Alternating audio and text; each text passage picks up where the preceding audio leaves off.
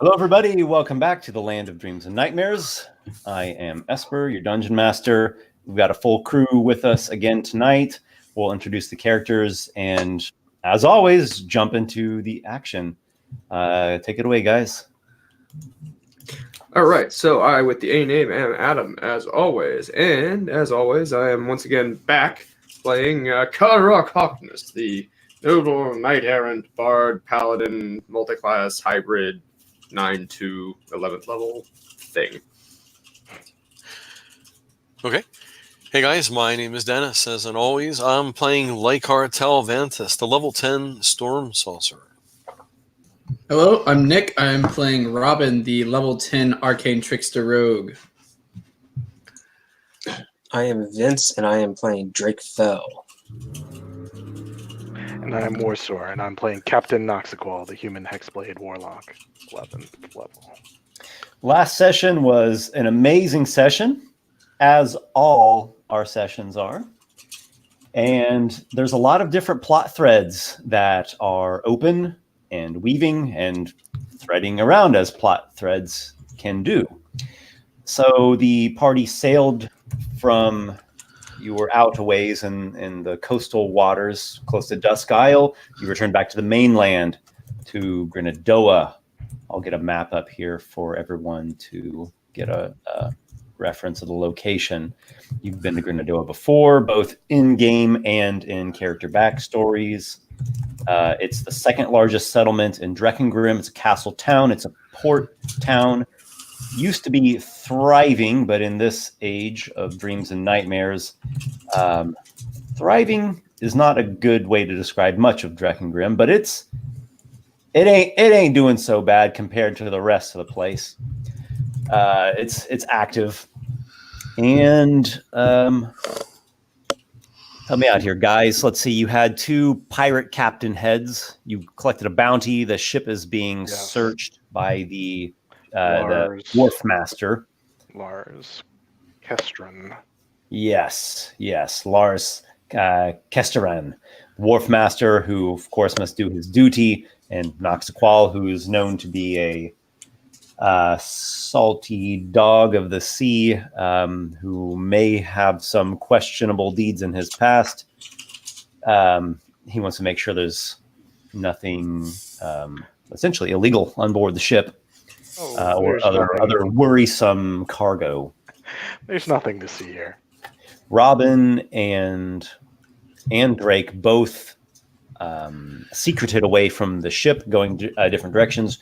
Robin went back to his love, Veron, and you had a pretty heated interaction with her. How did that end up? Well, she saw the kiss on my cheek, so I had to explain to her that it was from a devil, and she believed me because I rolled very well. But it was close. But now she wants to meet with the captain. I also proposed to her and told her I was going to marry her. So lots of stuff happened with us two. And Drake went to a temple, an actual temple to gods, to divine beings. They were pretty skeptical that he had brought in a headless dead body, but he was able to pretty much convince them that he was speaking the truth, that it was the body of the pirate captain, Arden Galen, Cap, as he is known, and who fought his last hurrah against you all. And Drake considered the death to be an honorable death, and the man seemed to, go out fighting a worthy foe. And so Drake gave him some honor and some last rites. And there was even a moment where the god that Drake follows, Dionysus the Fury, boomed out some words of strength and command. Let's see. That might pretty much get us up to speed. So let's who got the inspiration again, by the way? I forgot. Oh, it was Noxiqual. Noxiqual was voted on for inspiration. Let's get things kicking off then. Lykar, you are currently aboard the ship. Yep. As is Captain Noxiqual and Carderock Hawkness and all the crew really, except the two that have snuck away. There's an inspection of the cargo taking place, and you are up for inspection. There is the wharf master, who is a middle-aged, pot-bellied fellow, strong voice, kind of a hardy boy, and he has a ledger and a quill, and he has some assistants with him, and he is asking you some questions. Okay. Am I spelling this right here? Lykar Talvantis. Have you given your name? Your true name.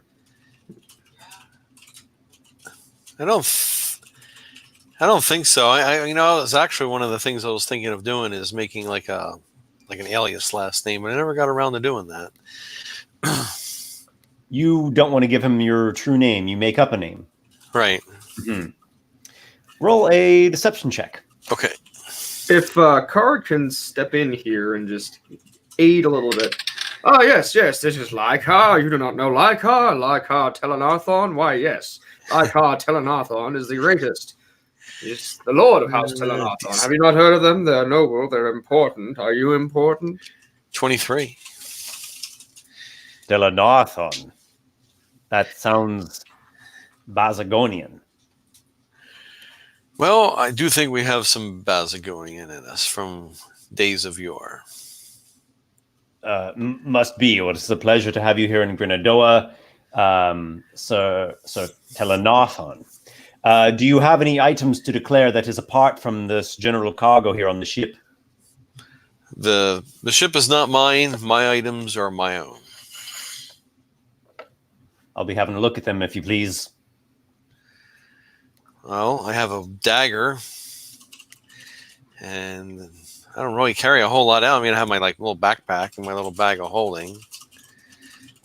Open them up. Okay, so I open them up.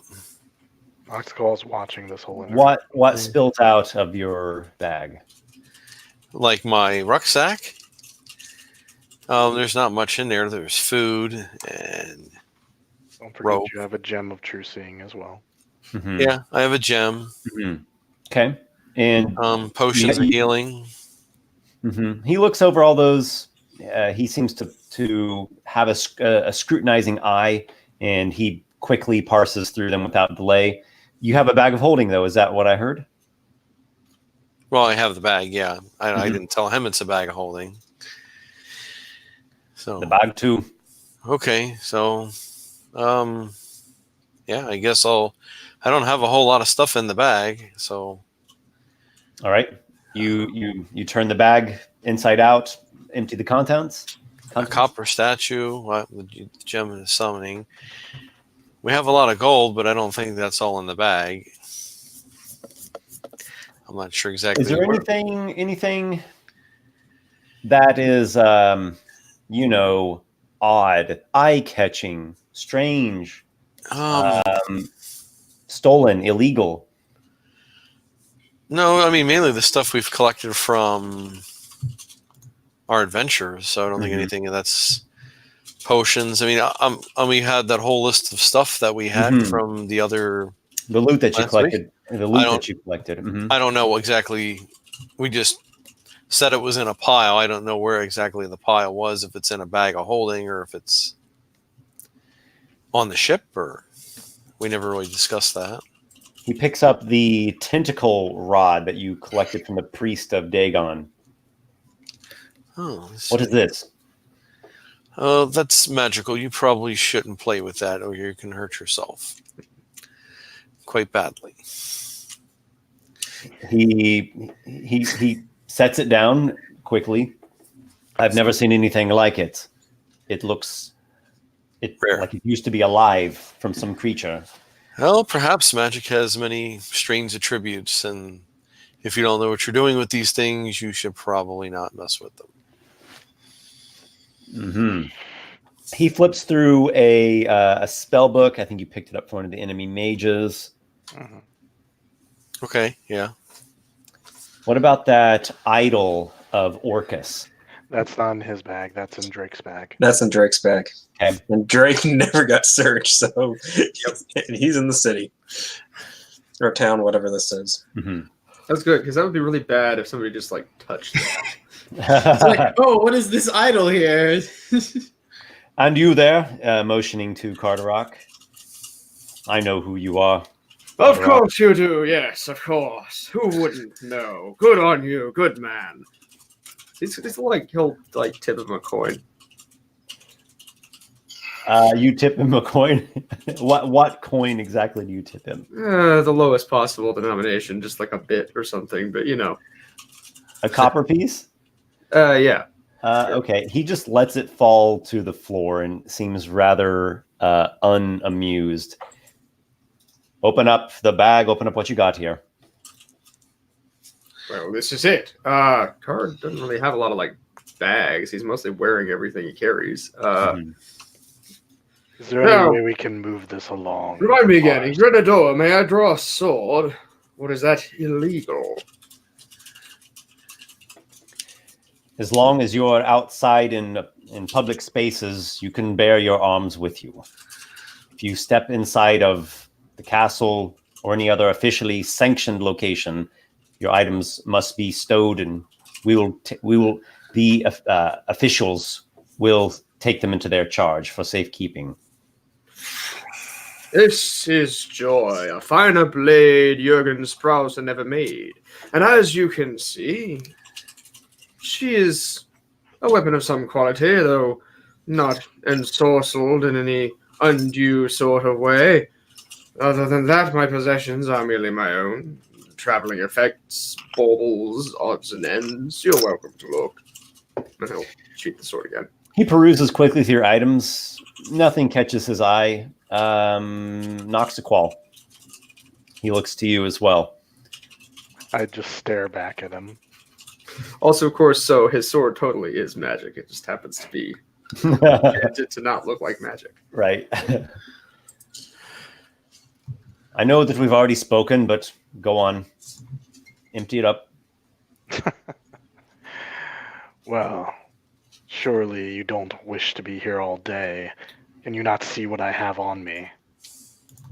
Do you have any sacks, bags of holding? I do not have bags of holding. I do not have sacks or anything of that nature. Mm-hmm. Yeah, I just have... What is this sword that you bear? I've had this sword on me many a time. I'm not accusing you of stealing it, but it bears an ill look. I reach up and I draw the sword and let him see the black blade, and then with like a flourish, it kind of shimmers and vanishes in midair. I'm like, this blade is my packed weapon. Not worry, it is always with me. Packed weapon. I see you're able to pack it into thin air. Mm-hmm. And then it like shimmers and reappears on my back. Like from the shadows. Well, you had best carry that with great responsibility. That is a magical arm, and such things can be rather dangerous. Thank you for telling me this. I really appreciate you giving us such words of wisdom in these times. These are not the wilds here. This is a protected town. Oh, I know. I've been here many a time. Folk of your type often forget such things. I assure you, folk are not of my type if they do forget such things. I am here, and I will abide by the laws of the town. I'll hold you to your word, every last one of you. He makes a final mark on his ledger, and he asks to see the cargo hold. And yeah, I let him walk around with me supervising. The bilge has dead bodies in it, and an undead goblin that's going to pretend to be a dead body. Yeah, didn't we? Yeah, we covered that, how it was going to work. Mm-hmm. Yeah, if he's going down to the bilge, I'm going to say, you probably don't want to go in there. He takes a cloth to his nose, And he has 2 men that go with him. One's a burly-looking fellow. The other one is holding a lantern for light. Those bodies have been there for a week or more. You probably wish to not get too close. I know that they may have contracted some sort of disease. He takes a little, just the whiff hits him Yeah. from the stoop or the ladder that goes down there. Why are you transporting corpses? Well, you saw the corpses on the decks. They filled the ships, and we had to put them somewhere. We moved a couple down here for, transport to get them out of the way. Would not the ocean be as good a grave as any for your Lars. enemy scum? Lars, you show yourself to be a landlubber. I have to say that if you had ever actually sailed on a ship and you threw your enemies into the ocean, you would know that the undead spirits can reanimate them and make them rise back up, attack the ship that they were just ejected from. The one holding the lantern shudders a little bit as you talk about bodies reanimating through the forces of the Mer Queen and the mists that encapsulate the Isle of Dreckengrim. Well, let's see that they are disposed of. I will make arrangements. So they're going to make some kind of arrangements. They're going to ask you to pay. I was actually going to ask you to get rid of the bodies. Okay. So please. Yeah, you're going to have to pay. It's not going to be a lot. It'll be the equivalent of like a gold piece. Yeah, and they're just going to make a pyre. I was actually going to ask them for that, but it seemed such a minor thing. Yeah, we can take care of it. So they go down to take a quick look. He takes a deep breath. And they go down there. And they poke their heads in. And they look. Oh boy. That is foul. I Have tried this to cleaned warn up you. and get the bodies burned. I'm going to want to take a look at this once it's been cleared out. Of course. I will make sure that the bodies are brought above deck once you've finished your inspection. I've seen enough for now. So this takes a little bit of time. It takes up a lot of basically the whole morning. You've got a lot of cargo on here. And he has a lot of questions. You've already met with him in his in the wharf. We'll call it the office. Mm-hmm. But this takes up a lot of time. It is a bit formal. I'm going to ask him how soon can repairs. Such is the affairs of protecting a settlement. Mm-hmm. While he probably keeps talking to you for a little bit, I think you had something else you want to ask him. While this is going on, however, Lykar. There is someone that speaks with you. It's not a person that is there physically, however. You receive a sending spell from one of the archmages of the Silver Citadel. You've spoken with him before. Okay. In fact, he teleported onto the Storm's Eye maybe a week or 2 weeks past or something. Dorian Kelvin? Dorian Keldon, Archmage of Divination of the Silver Citadel. And he sends to you from afar. He speaks as such. Ill signs have occurred. A malformed horror was spotted, scuttling northwards across the Valing Shelf. Black smoke arises from the ruins of Rockness.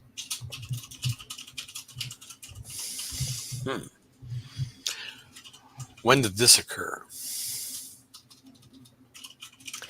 You can say up to 25 words if you want to say more. Oh. All right, I'll say, when did this occur, and what is it that you would have me do? Recently, the forces of the Mer Queen stir within their layers. An alliance of humans and dwarves mounts. They plan to attack come spring. Silver Citadel awaits the coming of the Stormbringers. Perhaps we shall make our way there sooner than later. It seems that time is growing short for the coming war. Just quick reference for everyone. Spring will be coming in a little over a month from now. You're still pretty much in the midst of winter. And the locations that he referenced were, one was a region called the Valing Shelf. It's this region up here. You don't have much on the map because it's not very well explored in this current age. You're not completely sure what's there. It's a cold region, one of the coldest regions of Dreckengrim. He also referenced Rockness. Well, you're all familiar with Rockness. This used to be the capital of the land of Dreckengrim. It was a thriving city, a large city. It was smote and demolished during the War of Three Dooms, the war against the original war with the Mer Queen. Carderock's family originally was from Rockness. Oh. They're from around the area. When they were actually ennobled, they were dwelling in Sumnerfield, but they sort of are honorary, like the roots that area. Go back to Rockness, yeah. Rockness is on the verge of a different region called the Bavoran Morris, which is a cold swampland. Of the Onyx Obelisk, but there's mystery and historical events shrouding this more northern, or I should say these more northern regions. So some malformed horror was seen scuttling across the shelf. Black smoke is rising from Rockness suddenly, and the foe seems to be stirring, and there's talk of a coming war and the growing alliance between essentially Sumnerfield and Norgal's Rock and other associated settlements. Humans and dwarves is what that comes down to. So, Lykar, you basically say we're going to get there when we get there, but hopefully sooner than later is what you said. Well, time is pressing. The storm is brewing, and war is coming. Please see to it that you... wrong NPC. Please see to it that you come much sooner than later. It would be misfortunate if the foe struck before we were prepared. I will talk to my associates, and we will make a decision.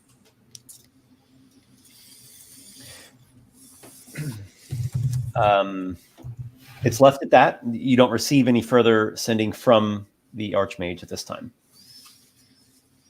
Okay.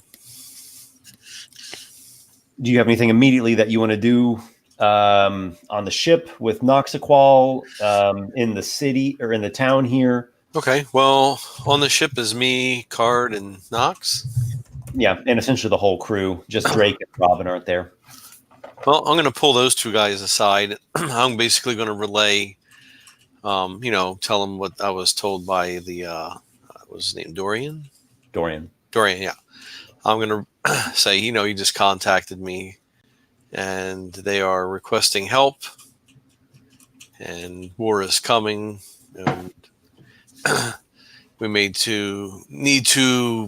any unfinished business may need to be dealt with quickly because we may need to move on this, or there won't be a land for us to be around in.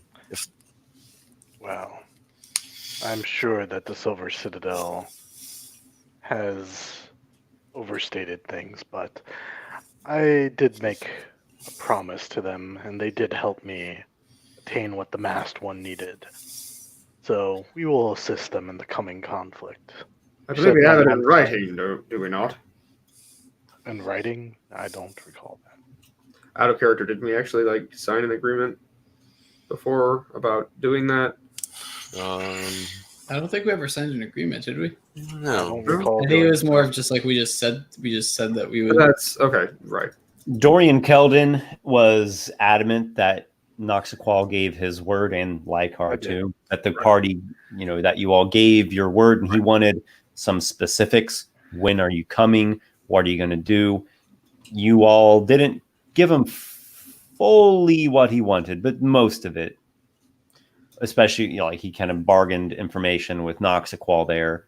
So I got the better deal. Yeah, the understanding was that the Stormbringers would soon come to the Silver Citadel, certainly before spring, because all along the plan of the Human Dwarf Alliance has been come the thaw, and once the damn snowstorms are over, we're marching north. Right. And it's currently what people think it's a crazy plan. Other people are saying this is our best shot, because the longer we delay, the more their forces are going to build, and we have to hit them before they hit us later when in a worse circumstance. I've got 3 ships to fill with troops that I can bring with me, so we'll see how this goes. Would the town that we're in, Grenadoa? Grenadoa. Would they would know of this coming war, would they not? Or is this They too would. far away? Okay. They would. So Sumner Field is the biggest settlement in Dreckengrim currently. Small city. You could think of it as the top of the human hierarchy in the land, and they are pretty closely connected with Grenadoa. Okay. So as you can see on the map here, they're not even a great distance away.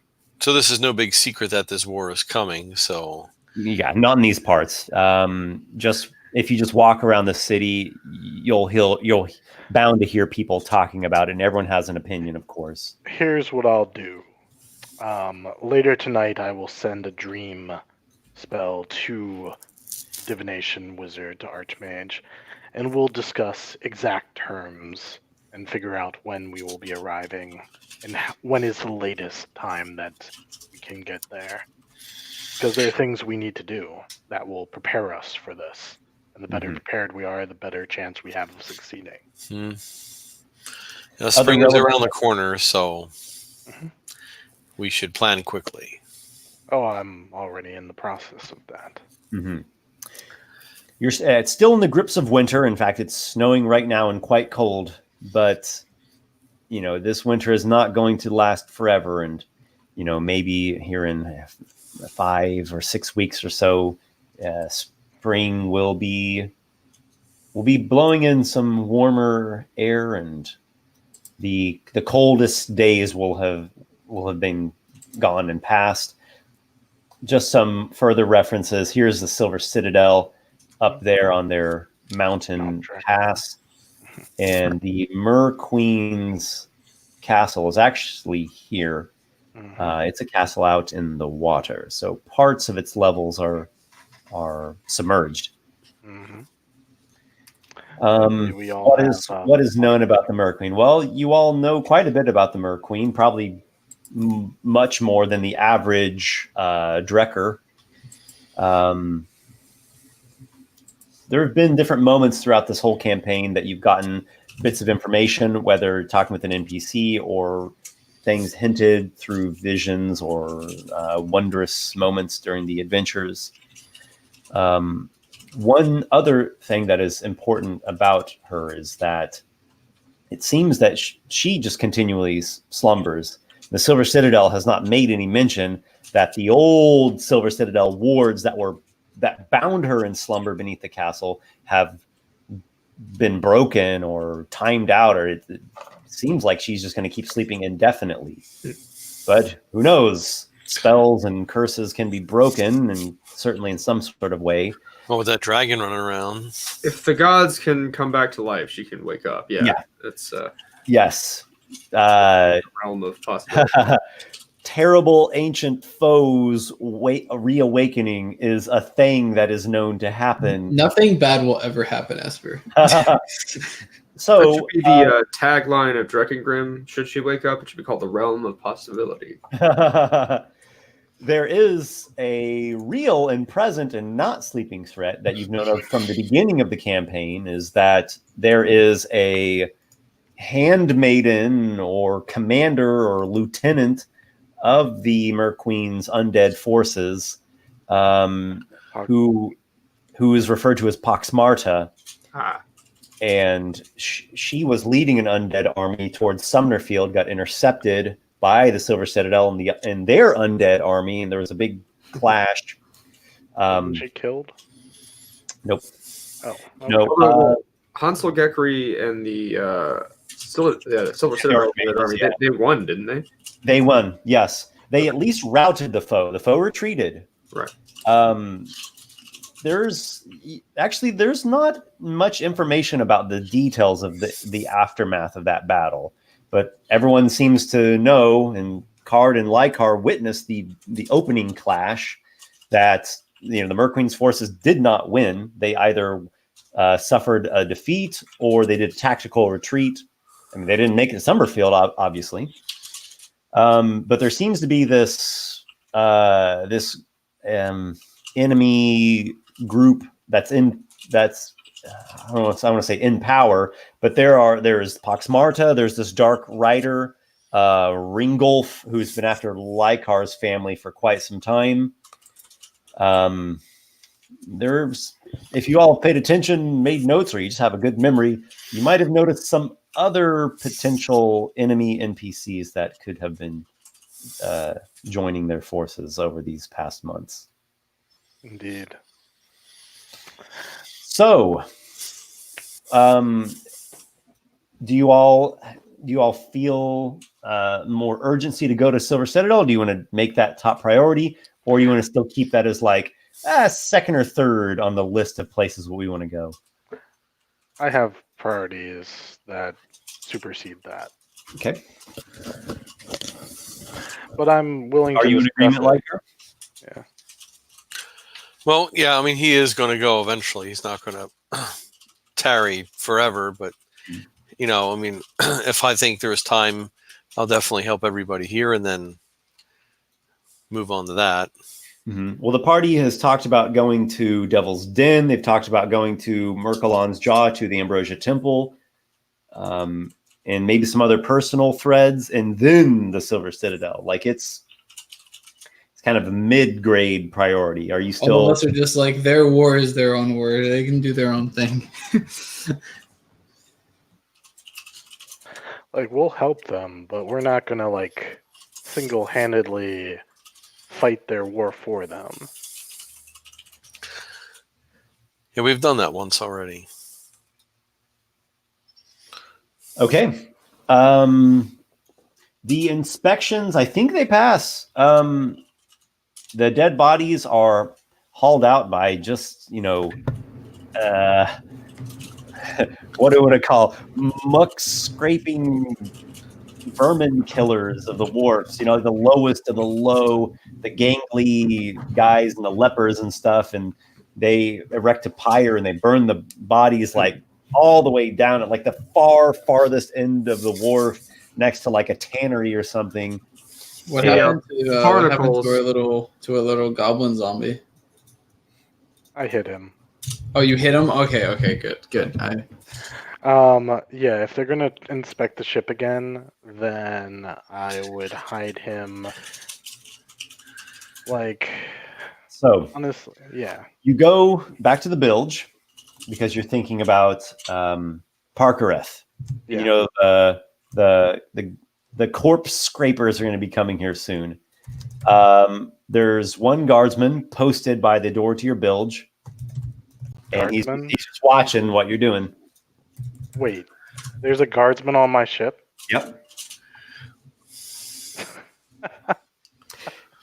Okay, that's important information I need to know, Esper. That's fine. So let's see. He sees you approaching. Mm-hmm. We need to move the bodies up onto the deck. Wolfmaster says I'm to make sure nothing gets taken in or out of the bilge. He still needs to inspect down there. Mm-hmm. Is that so? It is. And I'm sure the Wharf Master pays you well for your duties. He said that you were going to probably try to persuade me otherwise. He now. Yes. And he said to be careful around you. Mm-hmm. What's your name? Alec. Alec. Well, Alec, I'm sure that you wouldn't mind me going down here and removing one corpse that needs to be especially tended to. Would you? Especially He said if- that I'm not to let anyone go down or take anything down or bring anything out until he comes back. Oh well. Why don't you, Alec, go get yourself a drink. My ship is some of the finest ale and wines that's, from the continents. I'm sure that by the time you get back, everything will be just fine. Here, on me. I hand him a gold piece.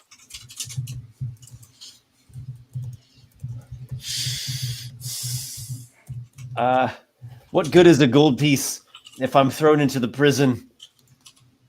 Oh, and you won't get thrown into prison. This will just be between us. He said that you were probably going to try to say something like this to me.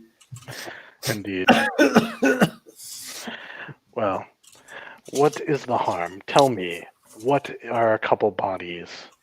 He says you're probably hiding something down there where it's nasty.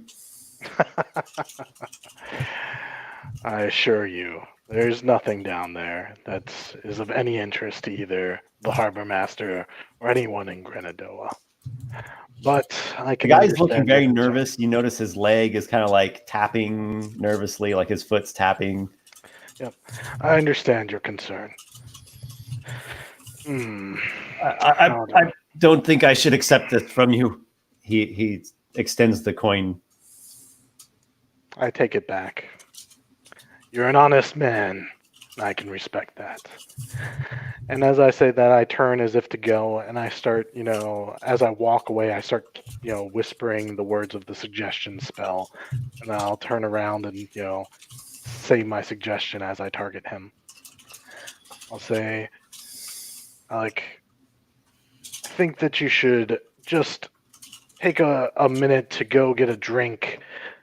You don't have to worry about anything. No one's going to find out.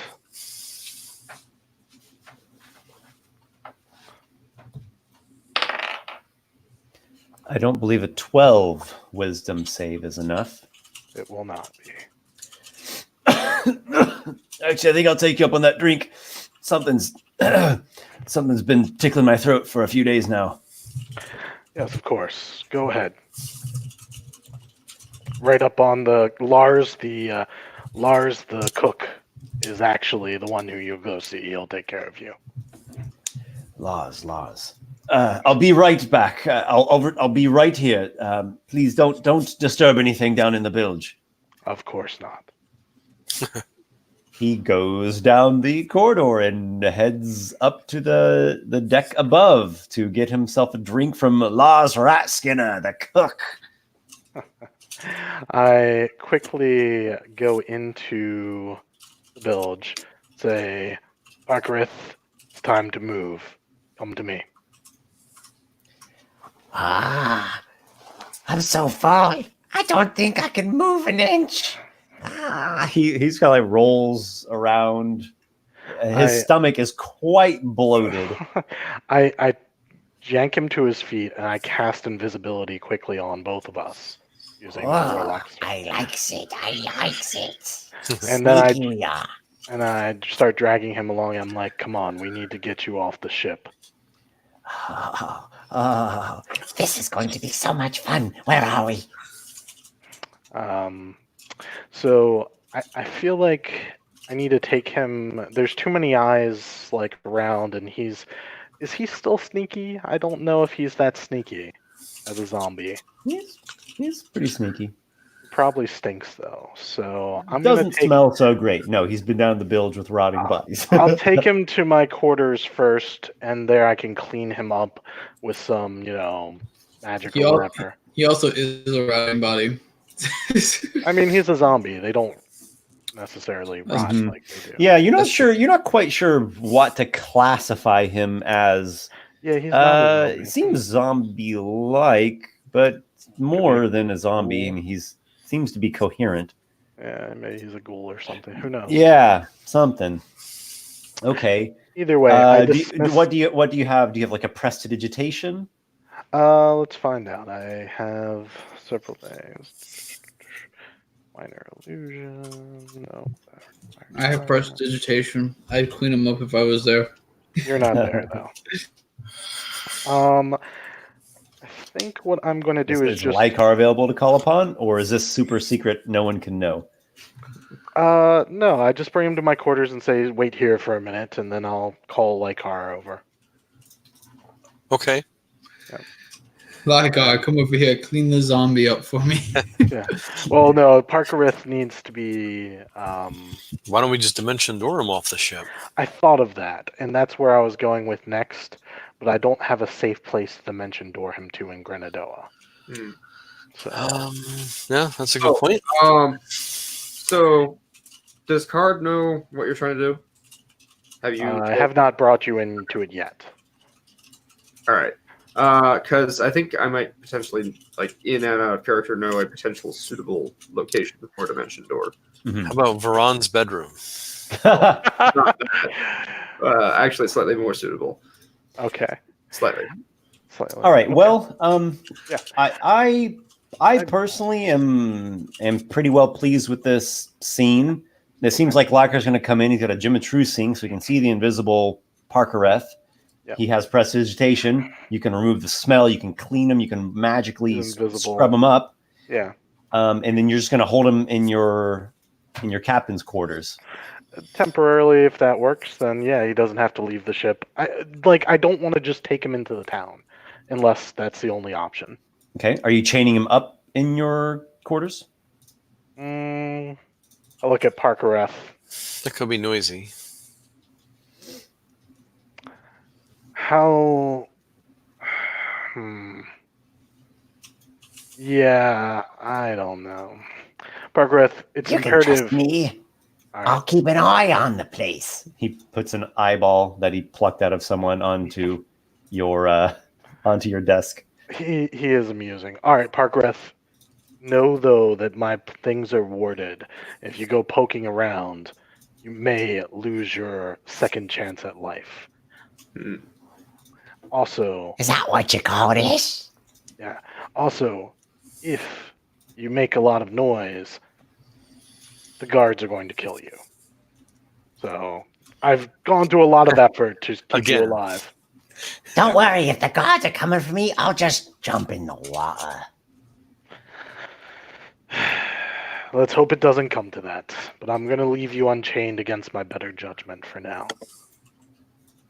Oh, yes. I'll be good. I'll be real good. Don't worry. Think of this. If you are good, this may mean that I won't have to chain you up and you may be able to remain aboard the ship, perhaps outside the bilge. Oh, I very much like that. Well, I'm so full, I think I'll just lie down here. All right. And he just plops down on the ground. Just All right. I'm going to lock the door behind me and then head back up on deck. Did the guy who got suggestion go back to his post? he sure did.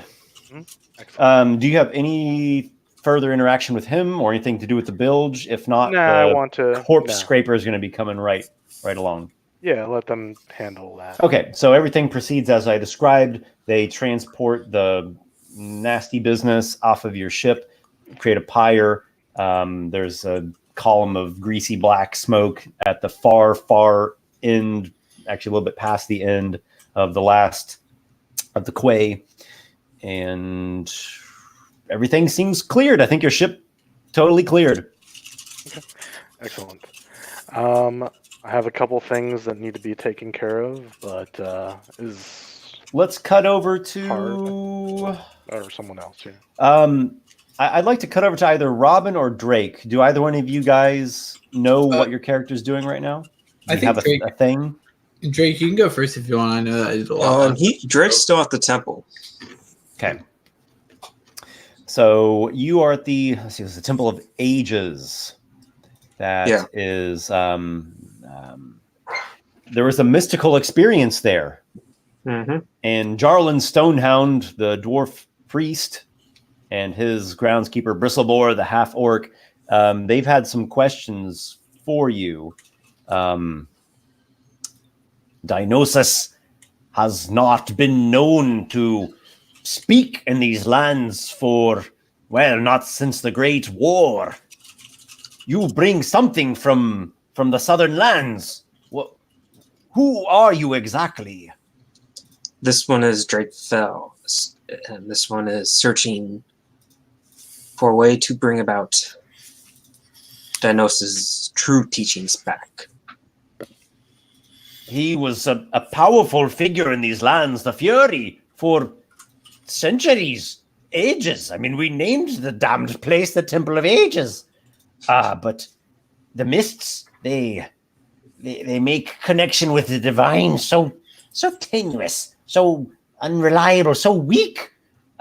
It's been a long time since a proper cleric has ever even walked these lands. Some say that they are, but they draw powers from other sources, not divine, I tell you. This one is confused. This one has seen many clerics walk through other lands. Why would they not be here? Yay. The Mer Queen once was a terrible blight, a scourge, a sort of wicked impress of Drakengrim. She took over, she did. Yes. And well, there was a great war, a war of 3 dooms. And the third of the dooms was the destruction of Rockness. Oh, I beg your pardon. The third doom was the mist. She drew them over the land so that the knights of the sacred flame would not strike her down. He goes on to tell you in his bumbly dwarven way that there was a war to take out the Mer Queen after she destroyed Rockness. And one of the main factions in this war was an order of holy knights called the Knights of the Sacred Flame. They commanded great divine power. Powers of Dionysus the Fury, of Ilus the Lantern, of a sun god known as the Morning Lord. You're not quite sure if you've heard of him before. Anyhow, they were this Templar squadron that joined with everyone else, and it seemed like they were going to defeat the Mer Queen single-handedly. I mean, this squad of paladins, essentially. And she cast these mists over the land, and the mists, I'm not going to say completely disconnected all divine power, but it certainly was like a blanket or an interference or a muting out of the divine power. And the squad got essentially rendered into just regular cavalry. And without their divine magic, they didn't do what they were going to do. Okay. Since then, Drakengrim has been a dismal land, and I don't just mean the weather. Folk been turning to other old ones, if you know what I'm talking about here. This one has run across a few of them.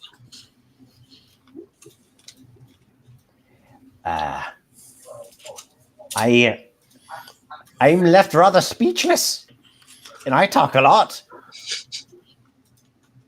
Is this the first time that you've heard the voice of the Fury before? This clearly, yes, but this one has heard him in dreams and visions. Dreams and visions. Dreams and visions. He strokes his long braided beard.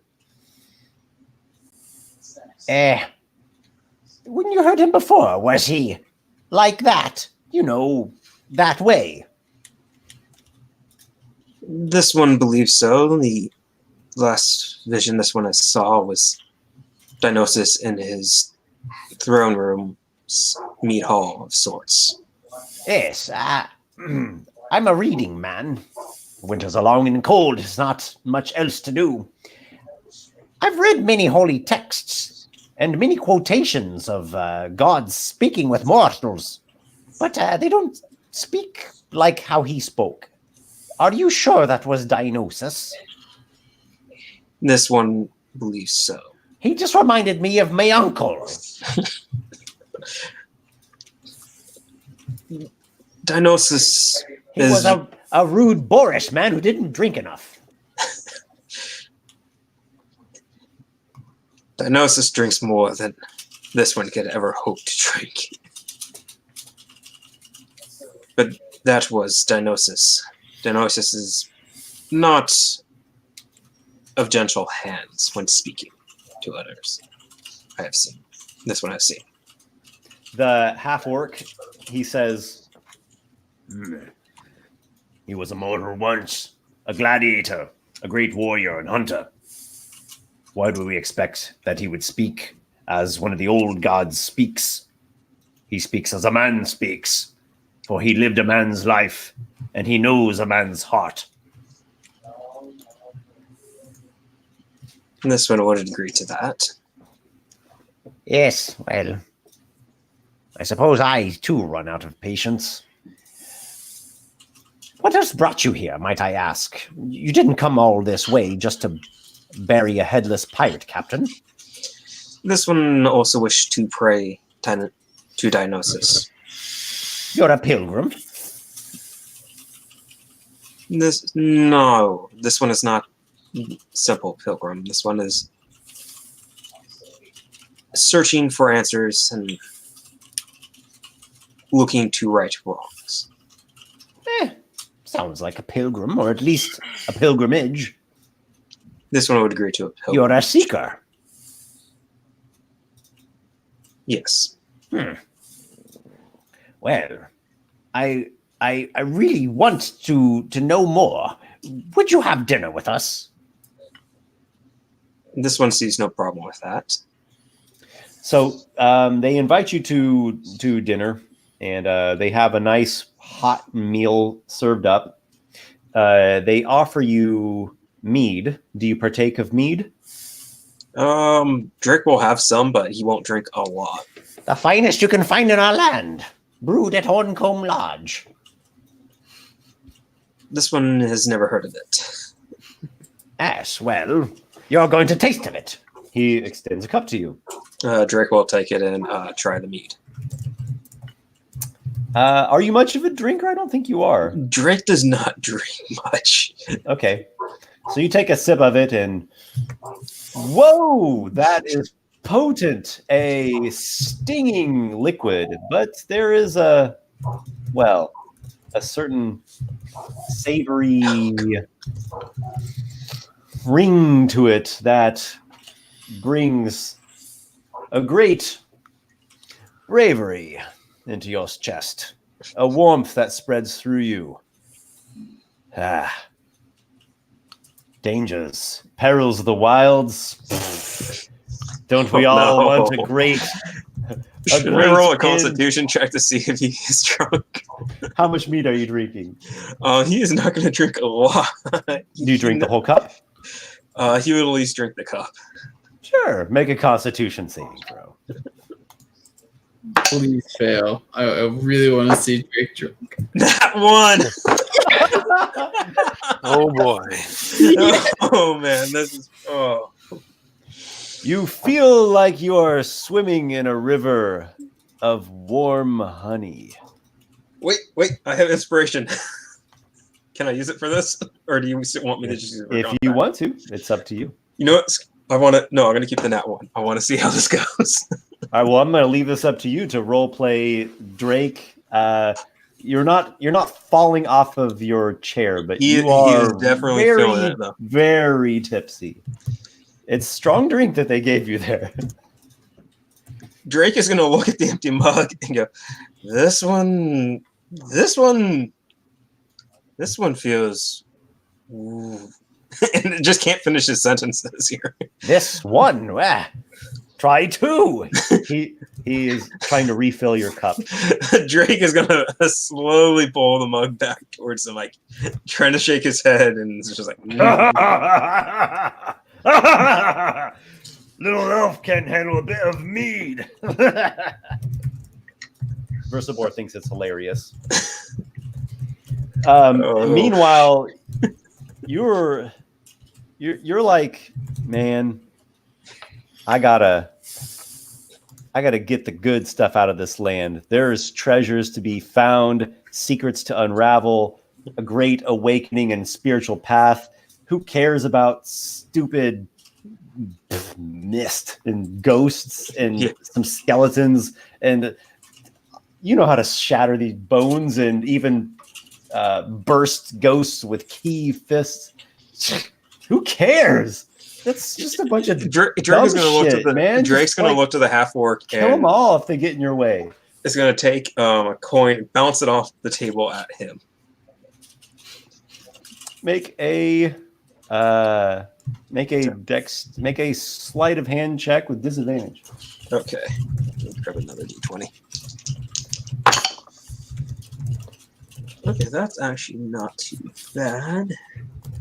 I don't have a 14. The coin thunks off of his chest. He doesn't look impressed. Now, you said that you're on a pilgrimage. You are a seeker. There are old temples throughout Drekengrim. Some are ruined and some still stand. This one been to the temple of Raven's Cloth. The temple in Ravenswold? Yes.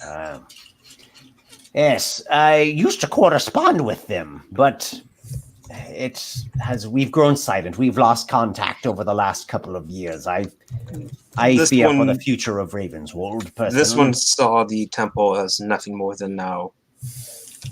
Yes. Vagabonds. It is a shame. It is.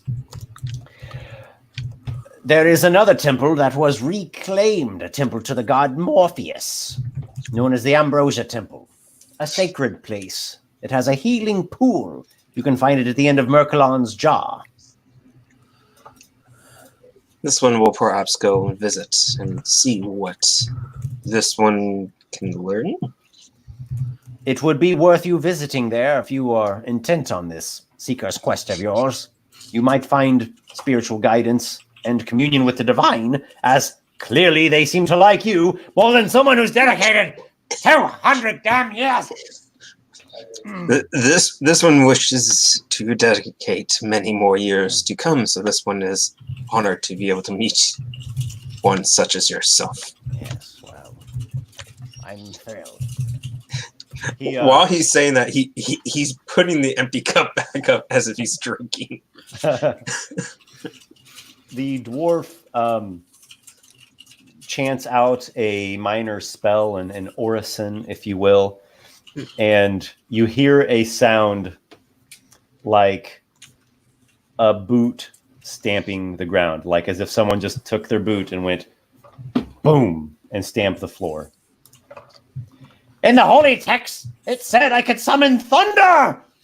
Booms! Like Dionysus the Fury himself from the mountaintop. A lion's roar! A crashing gong, at least, a trumpet's blare. That is as much as I can conjure. He seems to be getting really bitter. Not happy, not pleased at all with his lot in life. And you are making that abundantly clear that he is no mighty divine caster. He's wasted his life. Oh man! No matter how Drake responds, it's only going to get worse because I don't see a way for Drake to help please him. Time to shadow step away, like what Drake always does. Pretty close. And with that, I am out. Speaking of that shadow stumble, is that a thing? Do you want to leave? Do you want to ask him about the other temples? He said there were a number of them. The other temples did pique his mind. This one wonders about the other temples. Well, pretty much any town that you go to is going to have something of a temple, if nothing else, a cobweb shrine that used to be in service. But there are three that I know of. Four, actually. Yes. 4 of the old ones. Now, 4 more. He's talking about 4 more aside from the Ambrosia Temple. There is the Silent Shrine, northeast of Sumnerfield. Since the mist came, since the War of 3 Dooms, it has fallen entirely silent. Not a sound, not a word, not a prayer, not a song. Nothing. No sound enters nor passes out of it.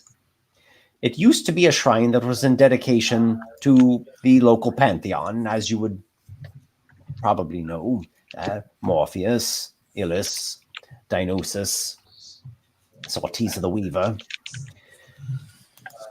That is a safe place to visit, as best I know. It's within the region, within the purview of Summerfield. There is a ruined temple that used to be the home of Illis the Lantern, known as Omen Mox. Didn't we were there? Yeah, That's that the was first this place first you time. ever Yeah. went to. You This one appeared was there. this one was there. You've gone to Omen Mox in the Swamp Yeah, Land? and then Drake is going to fumble to pull off the holy symbol that they got there that he got there and hands it over. I believe you're talking about the symbol of Illis the Lantern you picked up at Basilica in the Cay. Oh yeah. Basilica and the K is where the holy symbol was. Yep, which is the second, or Oh, third rather, No, the I third thought of we got these it. wilderness I thought we got temples. it at the temple. Pretty sure we got it at the temple. Basilica in the Cay also was dedicated. It's a shrine dedicated to Illis. Right. We got Okay. the holy symbol there. But he will look at it, though. Yeah. Well, in Drake's drunken mind, he thinks he's got it at the first place. Well, the dwarf is fascinated. Yeah, he's fascinated by the fact that you've been to both Omen Mox and Basilica in the Cay, and he hears the tales, whatever you'll tell him of those locations. It's an older symbol from the prior age. Have you noticed any effects? This one noticed one effect. Companion casts. This one noticed cast smite, and the symbol glowed. Then He again uses his thaumaturgy, which conjures nothing more than a boot stamp. There's no effect there. What was the invocation of your ally? would Drake know that? Because all he knows is card cast. And you can just describe what Carderock did. Yeah, he would just describe it then. What he saw when he. A Templar smite. Okay. Let's see what I can do. He grabs a broom. In the name of the light, Begone darkness! And he smashes the broom down onto a wooden box and produces what doesn't really look like a smite to you. It just looks like someone casting the light cantrip. Oh. But however, the holy symbol does glow faintly as there's this like flash of slight glimmer from the haft of the broom. there is some connection here, but I don't know rightly what it is. The last of the wilderness temples. Well, I know nothing of this place, not even its name. It is in Gitzgrond to the southwest, a rocky, barren land, another peninsula region. Well, I've heard there's great danger in that place, and the surrounding locales are known to be dens and lairs of monsters. But as last I heard, the temple is in good shape. It's not reduced to rubble or toppled columns. This one will then have to check it out. Yes. Check. Do. Verify. Let me know if you adventure there, as you seem to be a brave one for it. This So one, I will show you just so you Yeah. can know as your party would have this on the map. He was just talking about this location. You don't have a name for it yet, so you haven't written anything of a name on the map. But the icon seems to indicate many stairs going up mountain or rock formation up to a temple or shrine. There's also this dungeon that looks like a gaping mouth or skull. That everyone wanted to go to. And And then where was the silent one? Silent Shrine is here. Well, this region is pretty safe. It's definitely a very close to civilization, just on the outskirts, really. There's Ambrosia at the very tip of Merclon's jaw, and Omen Mox is here in Dinsmorris. Yeah, we've been to a couple of them. I always find it hilarious. Like in D&D, the players are like, "Hey, that looks dangerous. Let's go over there. Let's get to the dangerous thing." So that's a forgotten temple, it seems. Something lost to the past. All right. Well, that gives Drake 3 different places to go check out.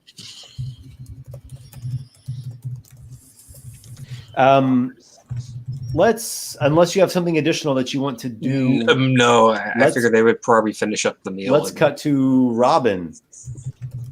You are set to marry. You are betrothed to Fairveron. Yes. Where are you at right now? I think we ended with us in her room still.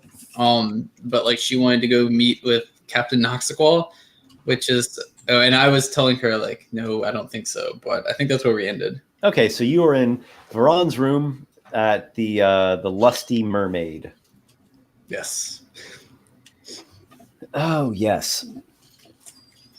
I think that I need to talk to this captain of yours and let him know that this business that he's suckered you into is going to get you killed eventually. And I don't think I could bear that, okay? If you die, I will kill myself, and my ghost will haunt your ghost. I will kill you again in the afterlife.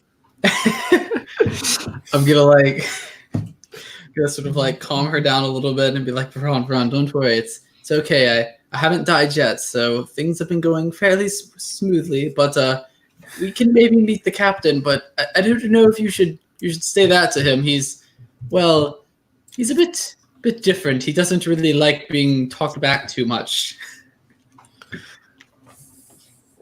What do you mean different? Well, he's a little bit scary sometimes. I mean, you know how captains are. They always try and be very bravado-ish and always trying to claim to be the greatest of all. And he claims to be that, but he also kind of is this time. I've seen him do some fantastic things.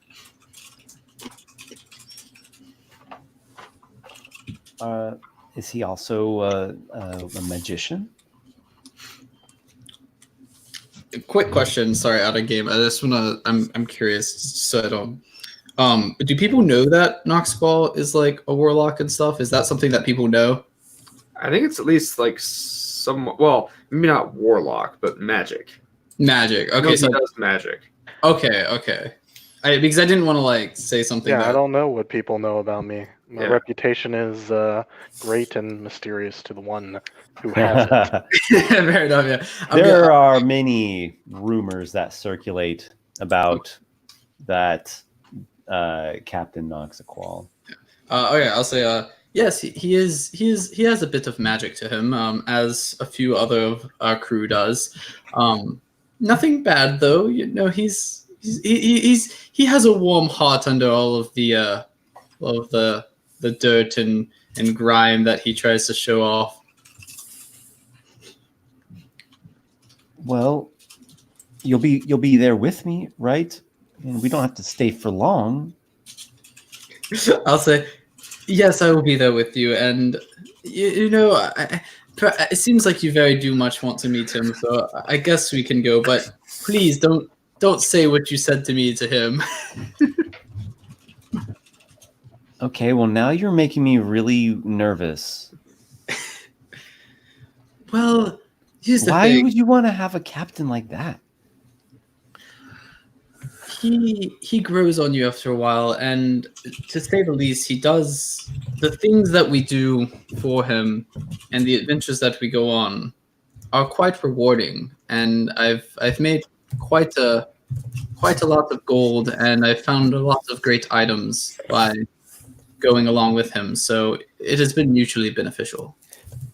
Okay, I think that's probably why I love you, because, well,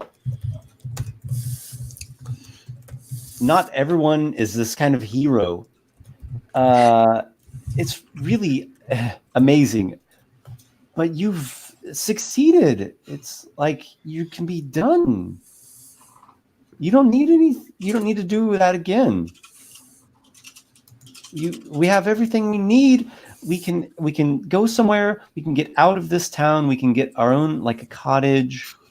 We can have our own family and do what we want to do with our lives. And you don't have to go with this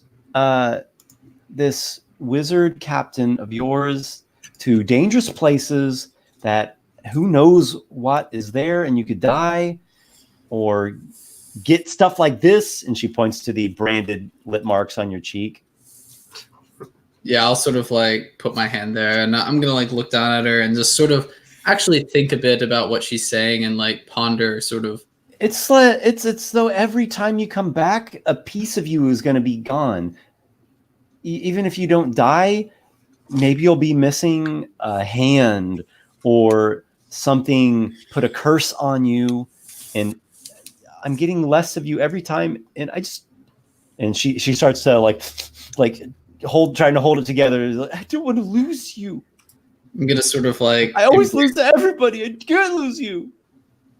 I'm gonna embrace her in my arms and sort of like rub her hair a bit and like sort of comfort her and say, "Don't worry, I'm still here. I'm not going anywhere.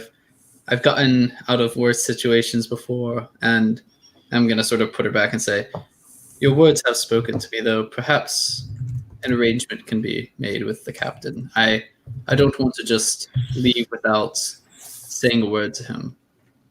So perhaps we can meet up with him." Yeah, I understand. I don't want you just to disappear without a trace. But can't you explain to him that you had success on your expeditions and you want to move on to a different chapter and not risk your body and soul over treasure? You got treasure. You succeeded. It's your victory now. I'm gonna sort of think about it a bit. I just want what's best for you. She holds your hand, clutches it, caring in a caring way. Yeah, I'll put my other hand over hers and say, "I do know that you want what's best for me, and I have achieved greatness and lots of wealth from being part of Noxiqual's crew. However, as I told you about the pact that I made, it may be slightly more complicated at this point. However, I would very much like to be with you. And I do hope that my past does not come involved either." Well, can you talk to him and make your past really just the past, and we can move on? It could be our dream. Like when she says just make the past the past, I'm actually like Robin will sort of look like past her a bit and just like be like in thought and like from thinking about sort of remembering what happened in that Temple of Orcus area when he like had all those memories flooded to him, and then sort of remembering sort of that his like really dark past. He'll actually have like a bit of a tear like go down one of his eyes and say,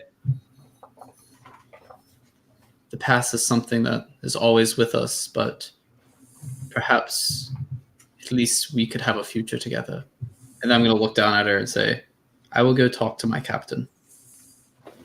She wipes your tear lovingly with her gentle, supple hands. Yes, look, I also had really hard times in the past. And some things, sometimes I still wake up at night screaming or crying or having nightmares about it. And I want to be done with that. And you can be done with that too. And I'll help you and you can help me. Sort of nod my head a bit and say, I've always wanted revenge for the things in my past. And perhaps one day I will still be able to, but and I'm going to look at her again and sort of put my hand on her cheek and say, but I think for now, perhaps you are more important than that.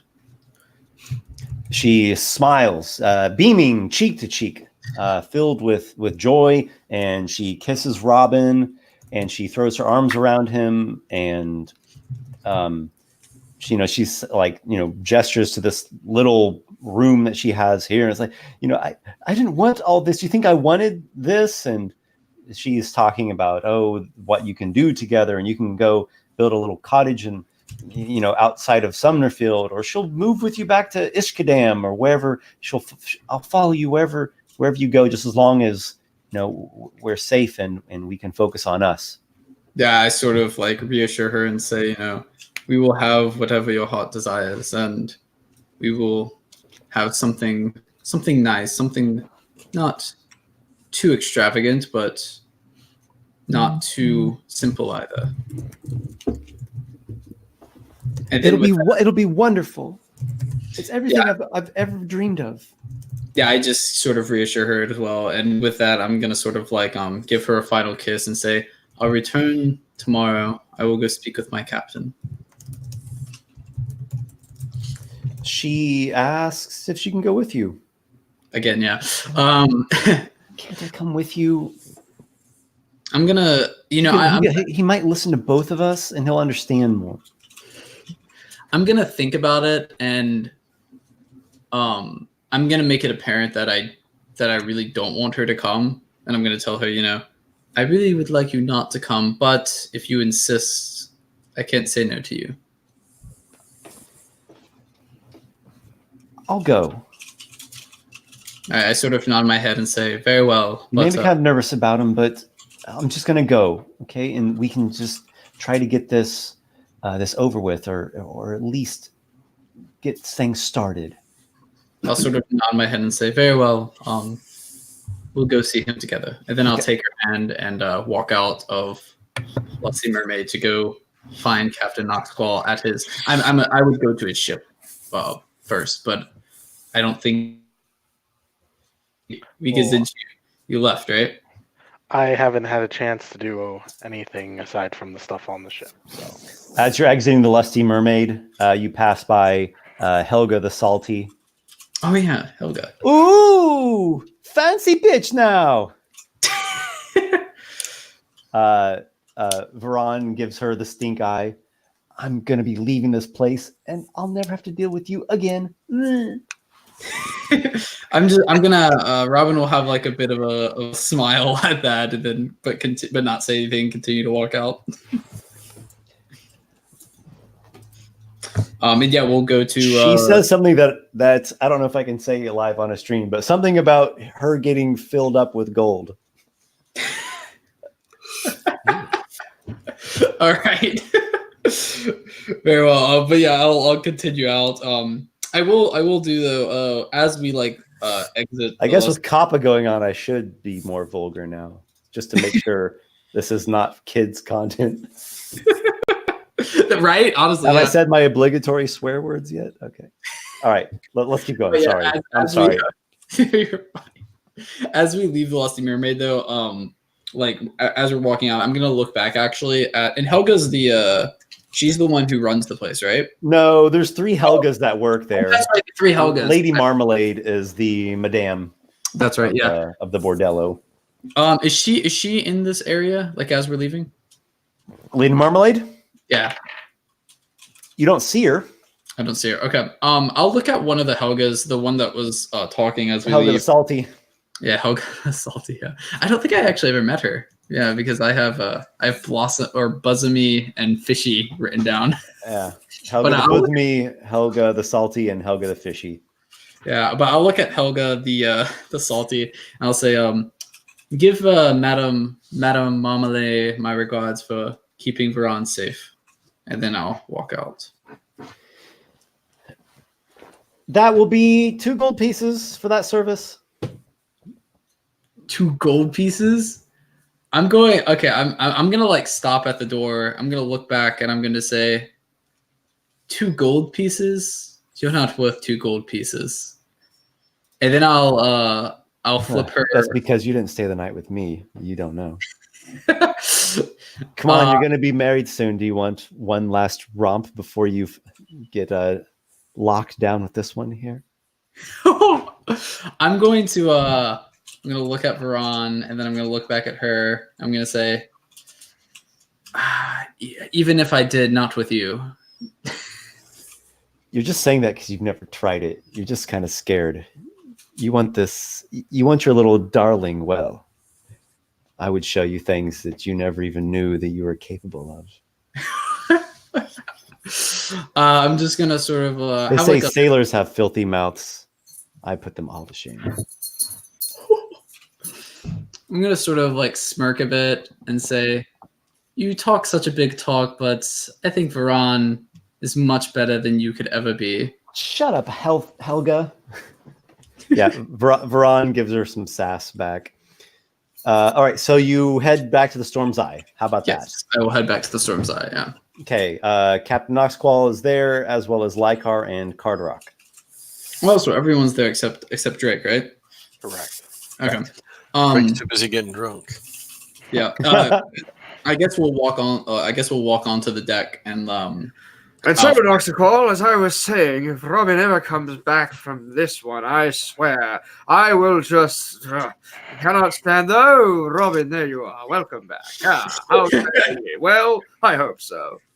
I look over as Robin comes up the deck with this woman stranger. I'm like... Yes, you see Fair Veron. She is indeed a fair-skinned young lady, about 18 years of age at most. She has, I think, like a light brown hair, sky blue eyes, a pretty lass, really. She's checking all about herself on this ship. She looks pretty uneasy and nervous about being here. She's clutching Robin's hand. Yeah, I'll make sure to hold her hand and like make sure that she feels safe and secure with me. Robin starts to see the expression. You weren't lying about this place. Sorry, what did she say? She said you weren't lying about this place. I'm gonna sort of pat her on the hand and say, I tried to warn you. But I'll continue to walk forward towards Captain Noxiqual. You sail for weeks on end on this. Noxiqual's starting to scowl as you approach, and you've seen this expression. He's not in a happy mood. Yeah, I'm gonna say, Captain. I know that you were not expecting someone other than myself coming back, but I would like to introduce you for the first time to Fair Veron.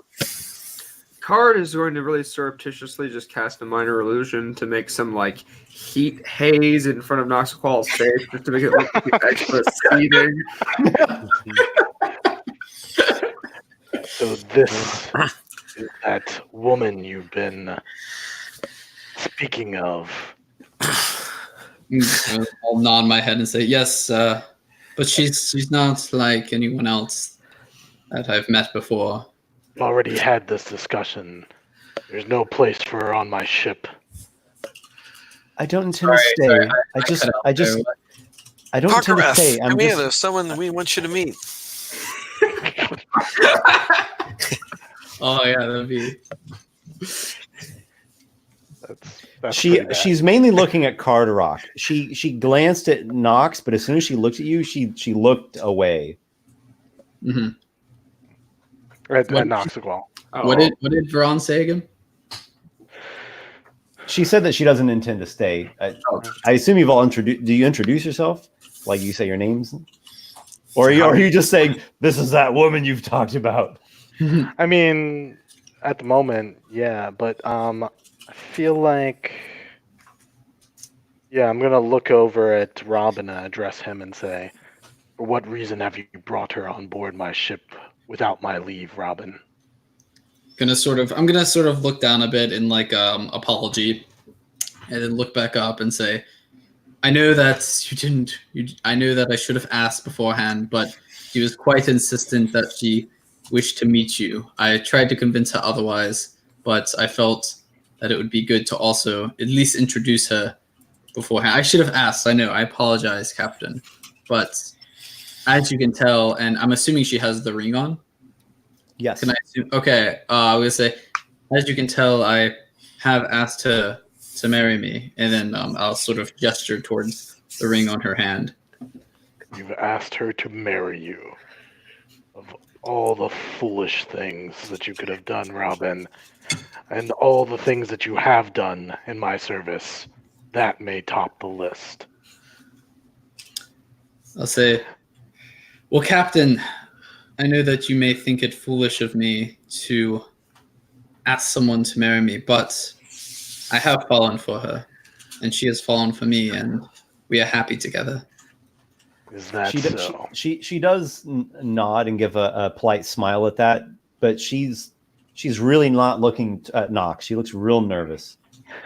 Noxiqual's helm that he's wearing with the masked one's helm glows. The eyes glow for a moment. I'm casting Detect Thoughts, Esper. Oh, Detect thoughts. Okay. Yes. I'm assuming on all right. So first, you just get surface thoughts, and if you want, you can try to pry into her mind. Yeah, something Okay. like that. That's what I'd like. So her surface thoughts are she's very worried, she's very nervous, she's scared. There's something about you feel like she's kind of xenophobic. Like you and maybe a couple other people here are just really, really different. She seems to be okay looking at Carderock. He seems like a right proper Drecker guy. Yeah, he seems like someone that reminds her of something familiar and safe. But you're like this almost otherworldly horror guy, and that is really bothering her. However, there is a further detail that's specific about you that she's thinking, and she's like, it's him. It's him. It's him. I will probe deeper into that particular thought. What exactly she's thinking about. She makes a wisdom saving throw. Let me pull up the spell real quick. Didn't have it ready. She's got to a 7 wisdom saving throw. probably That's not. not Good. good. Yeah. Okay, so you're able to get into her mind, and Yeah. you find a memory in there. Something she's had a dream many times. It all stems from a memory. She's younger, so she's maybe 18 now. So in this, she's like 12 or 13, and she's with 2 other girls, and they're doing some kind of chant. You've been around the block a bit with weird magic, and it seems like something to do with maybe something Warlock-like, or something to do with Great Old Ones. It has a distinct Great Old One tone to it. Like, they're obviously not praying to a god. It's not anything like wizardry. It's not anything fey. This is distinct what you get. And this one girl sacrifices a chicken. There's a chicken sacrifice, but with kind of a, an adolescent vibe to the whole thing. What kids sometimes get curious about. Almost like a Ouija board type thing. Yes, that very Ouija board feeling. Man. Hide the chickens. They're off to their old tricks again. And they're doing this sacrifice. You can't quite tell exactly what it is. Are they wanting to know their future? Are they wanting power? Is it just a dare? And Wonder if they sense. You see in this memory that young Veron, she sees something really scary, and she screams, and she covers her face, and then she has a nightmare that has occurred over the years time and again, and she'll think about this nightmare. She'll remember it, she'll think about it, and she's thinking about it right now. And there's this nightmare where there's a man who has one eye made of darkness. It's just an orb of darkness, and he's leading her through this tunnel, a tunnel or a corridor, but it's very nightmarish, made of what, slime or flesh or some membrane, and it's this impossibly endless corridor, and he's leading her, and there's this chamber at the end with this doom. It's a vague nightmare thing, like I'm being led to my doom in this chamber or something really foreboding. And she's saying, oh, it's him, like you're the guy from that nightmare. Does the guy in the nightmare look like me? It's dreamy, right? Yeah. So it's hazy and surreal, but it certainly could look like you. Do I notice Veron's like almost her like palm is cold and sweaty. All right, I'm gonna when I notice like I guess as Noxiqual's doing this, I'm gonna sort of like look at her and say, Veron, is everything okay? You seem different. I'm fine. Veron, is it? I'm Veron. I have some questions. Nice to meet you, Captain Noxiqual. Congratulations on your success with your expedition. I'm gonna look at the captain and look back at her and say, Veron, I know that he's a bit scary to some people, but it's all right. I don't think he's going to hurt you. No, I have no design on bringing any pain to you at this time. You don't think, Robin? Well, that's confident. But I do have some questions for you, Veron. You're very scared of me, I can tell. I can see the nightmares that lurk within your mind. What were you as children praying to? What were you doing with that ritual with the chicken? She screams, ah! She is totally freaked out that you just said that, and she shrieks. Kind of hurts your ear, Robin. It's right by your ear. Yeah. And her nails like claw into you, right? Reflexively. She's starting to panic here a bit. I need to get off the ship. I'm going to like sort of when she starts panicking, I'm going to sort of like hold her close and like I'm going to let her like keep digging her fingers into my wrist if she needs to, like hold her close and like sort of try to calm her down. I'm gonna and like have her like in my chest and sort of look at Noxiqual like with sort of a bit of anger in my eyes and say, "Did you do something to her?" No, but I have some questions, and if she will not speak them, then I will find them out the only way I can. I'm gonna probe her mind again, Esper, if I have more ability to do so. I think so. I think the detect thoughts lasts for a minute or 10 minutes. Let me check real quick. I shall consult. Well, while he's checking on that, I'm going to ask Robin a question. For 1 minute. Yep. Robin, your patron, that's the Raven Queen, am I correct? That's not the Raven Queen. That's what you guys know. Yeah. Well, whatever his patron is. Glasiah. I said, is your patron just going to let you go off and settle down and get married and leave it at that? Yes, I am sure that Glasiah is a jealous patron. Yeah, I'll say, well, the contract I did sign did protect my friends and the ones I care about, so I am able to have some freedom. Perhaps to an extent, but you are still going to be required to do her bidding for her payment. I'm gonna sort of like acknowledge that, but then sort of go back to comforting Veron. Make an intelligence check. I think it's an intelligence contest between Nox and Veron. I've got it. I don't know if I need to, but is there, because I know that she wanted to like get off the 11. Should I roll anything to like try and like calm her down where she's actually like not screaming? If you would like, you can roll a persuasion check. All right. So That's a... What's persuasion and charisma? So 12. I got a 28. Okay. So she stops digging her nails in. She's still grasping you. She's not screaming, but she still can't look in directly at Noxiqual. You maintain the thought probing magic.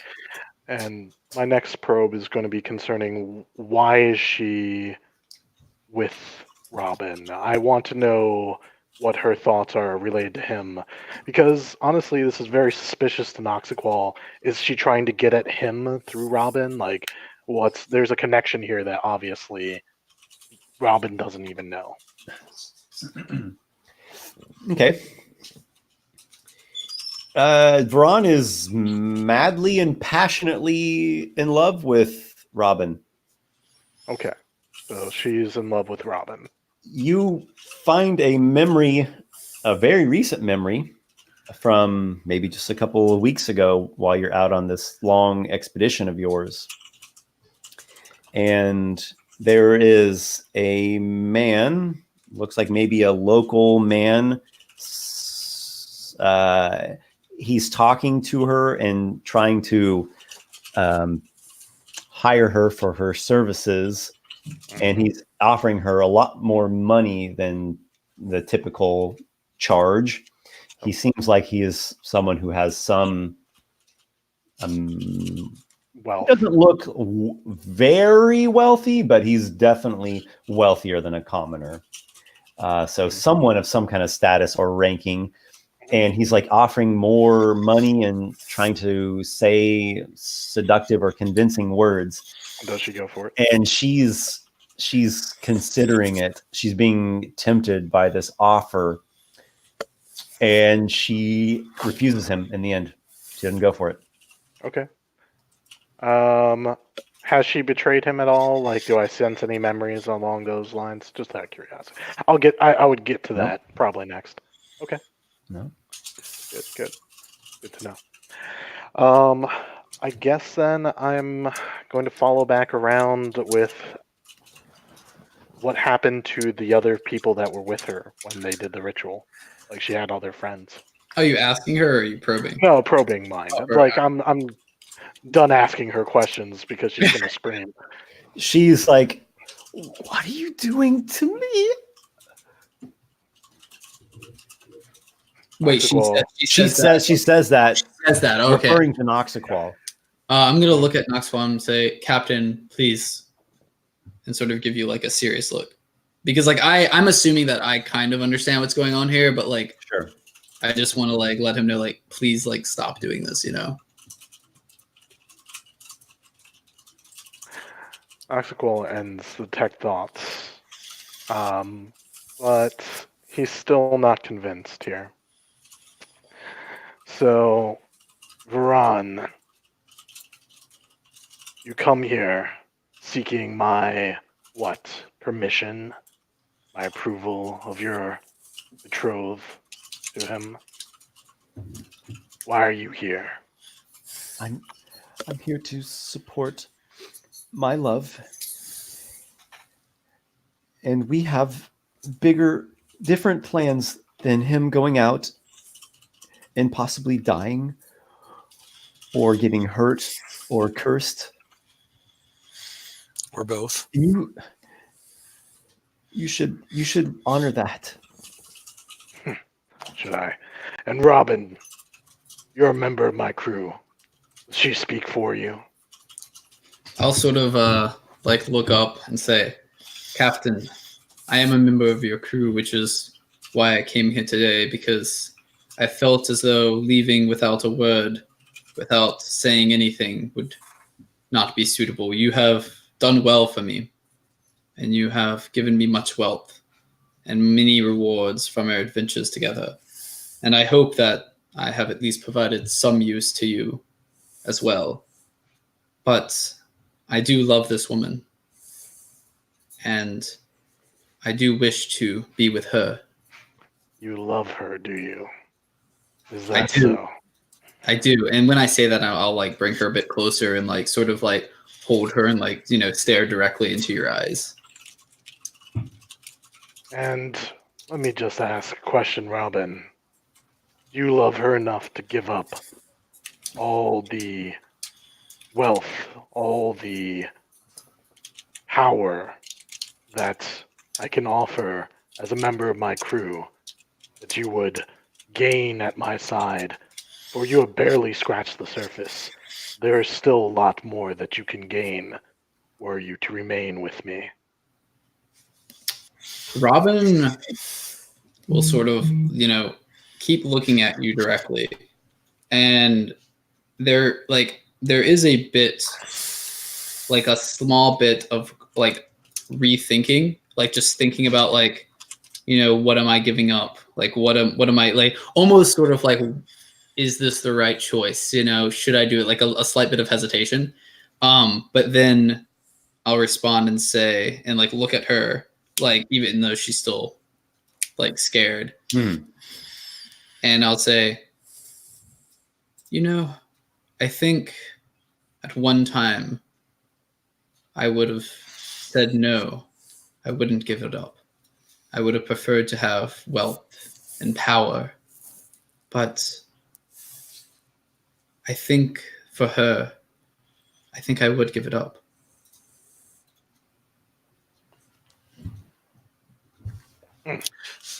Well, with that, Lykar he's going to say, Robin, you do what you want, as you've always done. You heed our advice not. If it is your wish to go with her, go. And with that, Lykar is going to walk away and go back to his little room or wherever he has. So I'll make that as my cutout point because I got to go pick my daughter up. So. Oh, okay.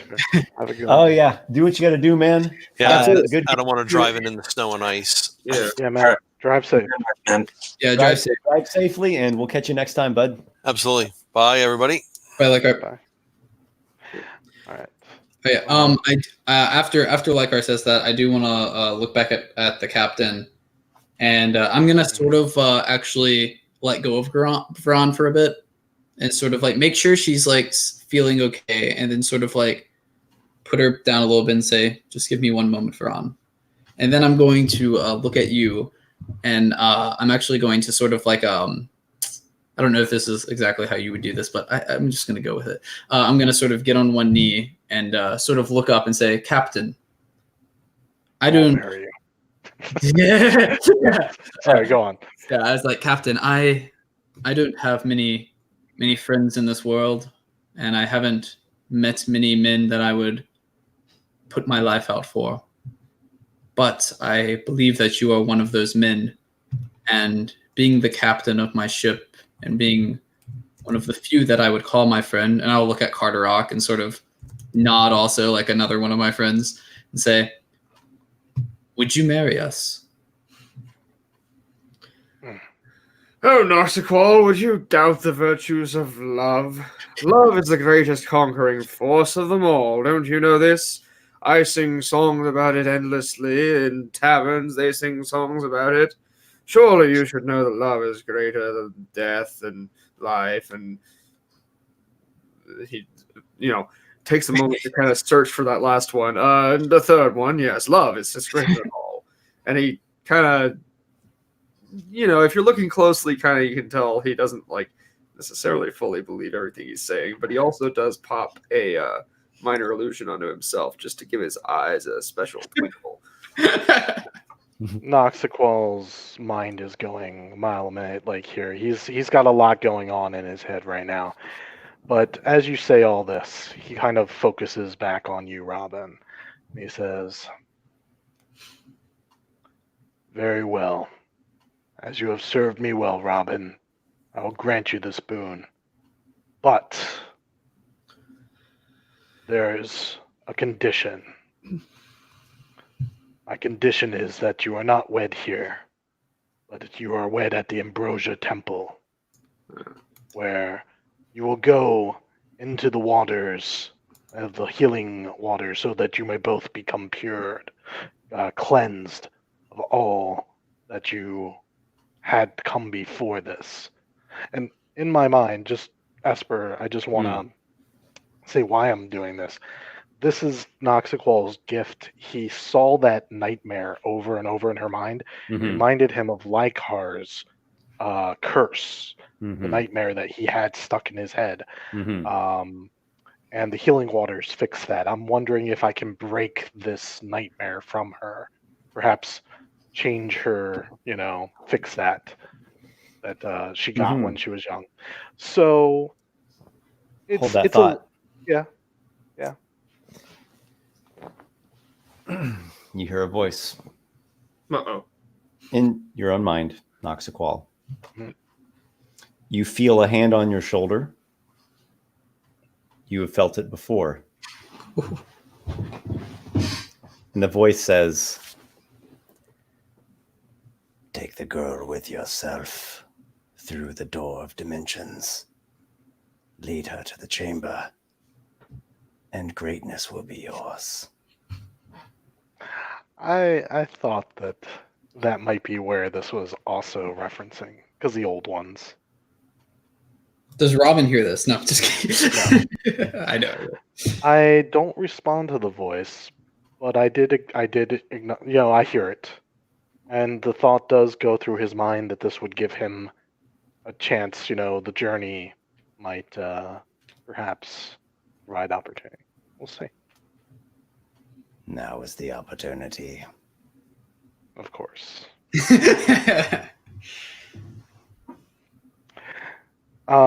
In my head, in my head, I'll say, you offer me what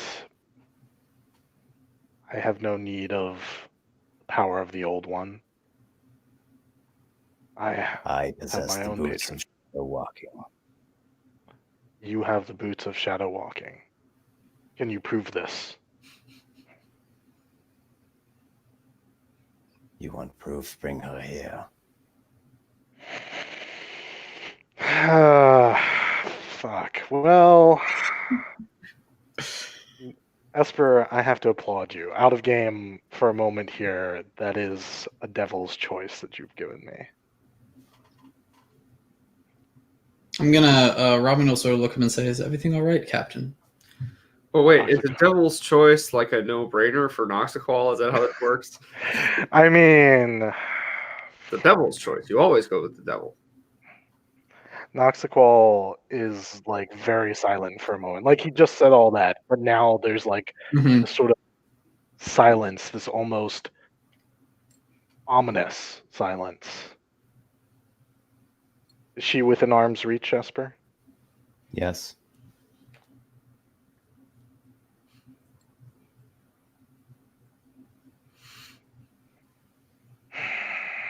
What does it look like Noxiqual is doing?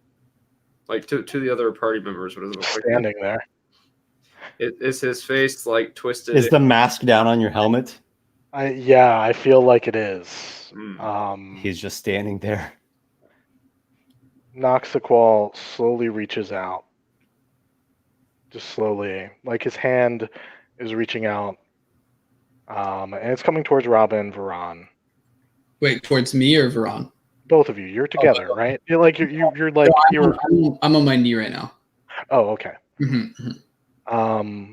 He's reaching for her hand. For her hand? Mm-hmm.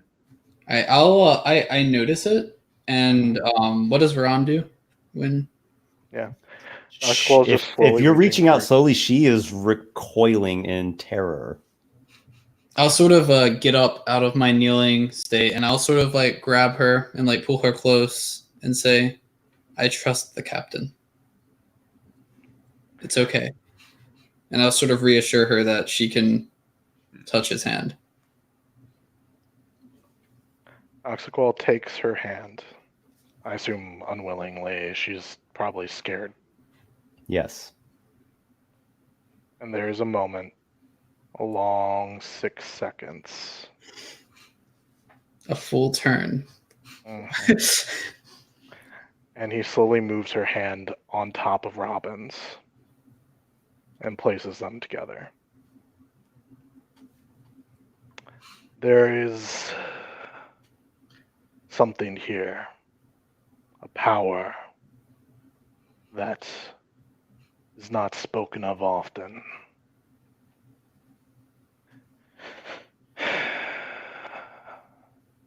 I will find my own power. And he Perhaps removes you his shall hand. reconsider.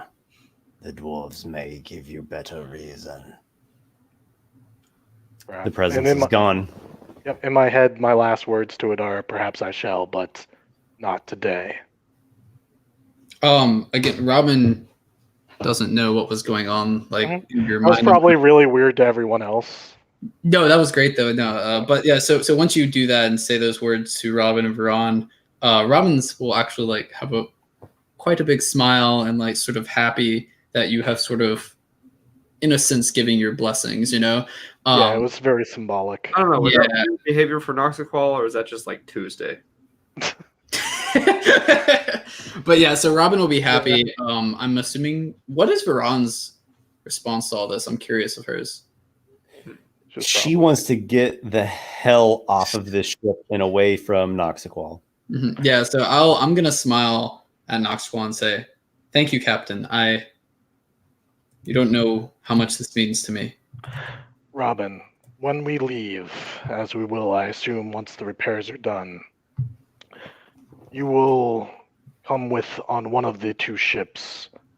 I'm sure you and Carderock can gather a crew and set sail with me to the Ambrosia Temple.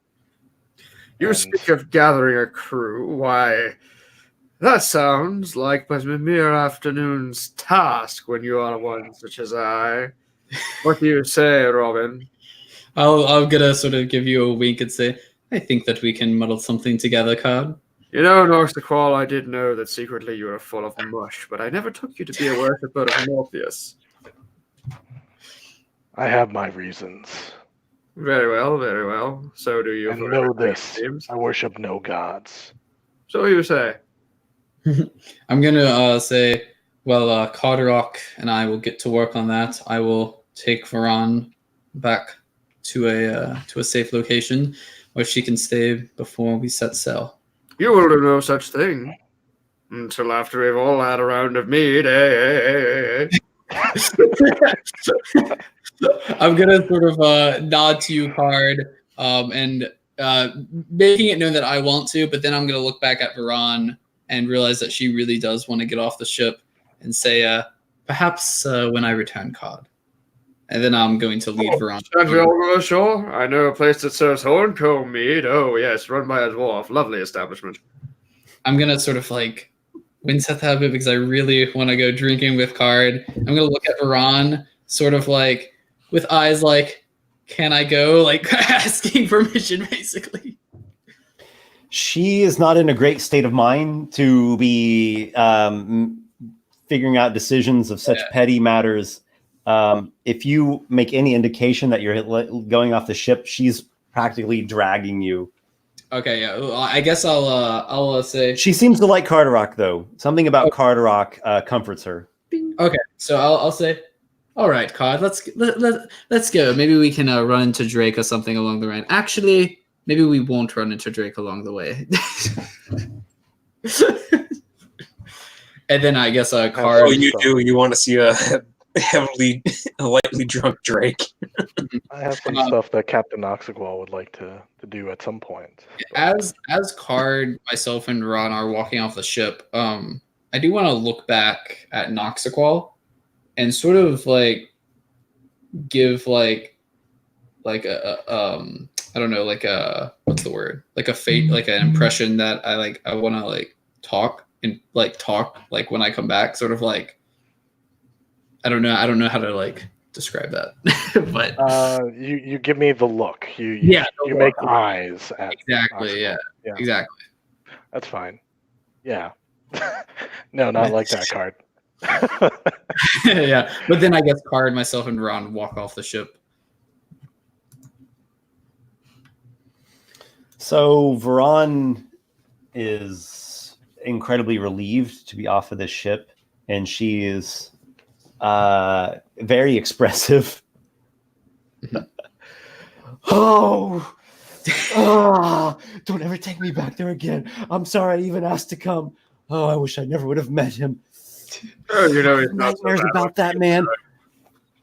Yeah, I'm gonna say, don't worry, Veron. It's all right. It's over. I told you didn't want to I meet thought him. he was going to take me to hell. Well, I don't think he would ever do that. He's a lot kinder once you get to know him. And I'm gonna look at Card and say, Card, perhaps you can sing a tale for her. By the way, Varan, this is Carderock, a good friend of mine. I've known him for a while. Carderock Harkness? Why, yes, of course you've heard of me. Who hasn't? Yes. It's a pleasure to I meet am you. the one. It is he, in person, in the flesh, standing before you right now. It's a pleasure to meet you. You're a knight. Can you do something about that captain? I feel something bad about him. I think he's an evil man. Oh, you know he's not so bad once you get to know him. Why is everyone saying that? That's like our response every time. Trust me, Varan, if Carderock says that he's all right, then he's probably all right. He is very good at making money. That's true, and I'm gonna like sort of like jingle my my coin purse a bit, like with the amount of money that we gained from our last adventure. Well, some things aren't worth it. I don't care how much money. Perhaps you're right, Varan. Well, maybe we can Going go to have hell is one of them.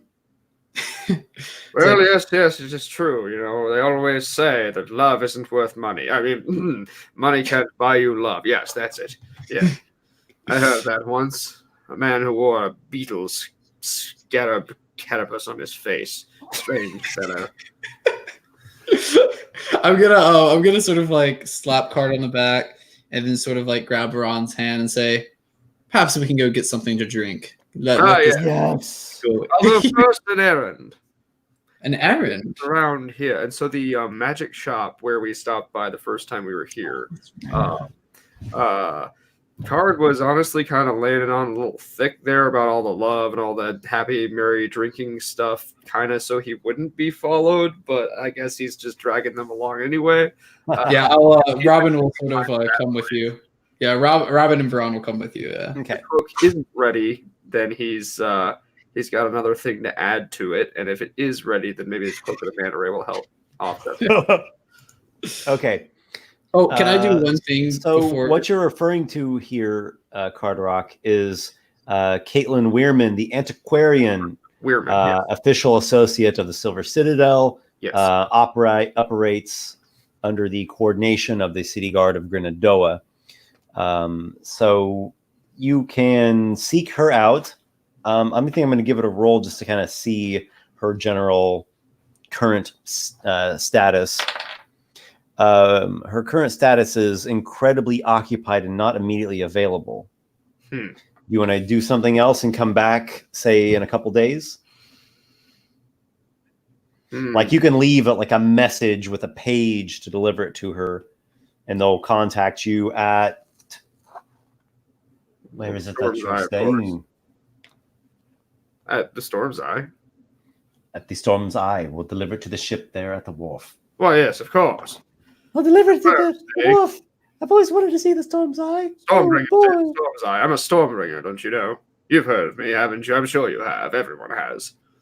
Yes, I know who you are. You're Sir Leland. Sir Leland of Rooster Knight? When she says that, I'm going to say, yes, this is Sir Leland. He's very far known wide. I'm going to look at Card and give him a bit of a wink.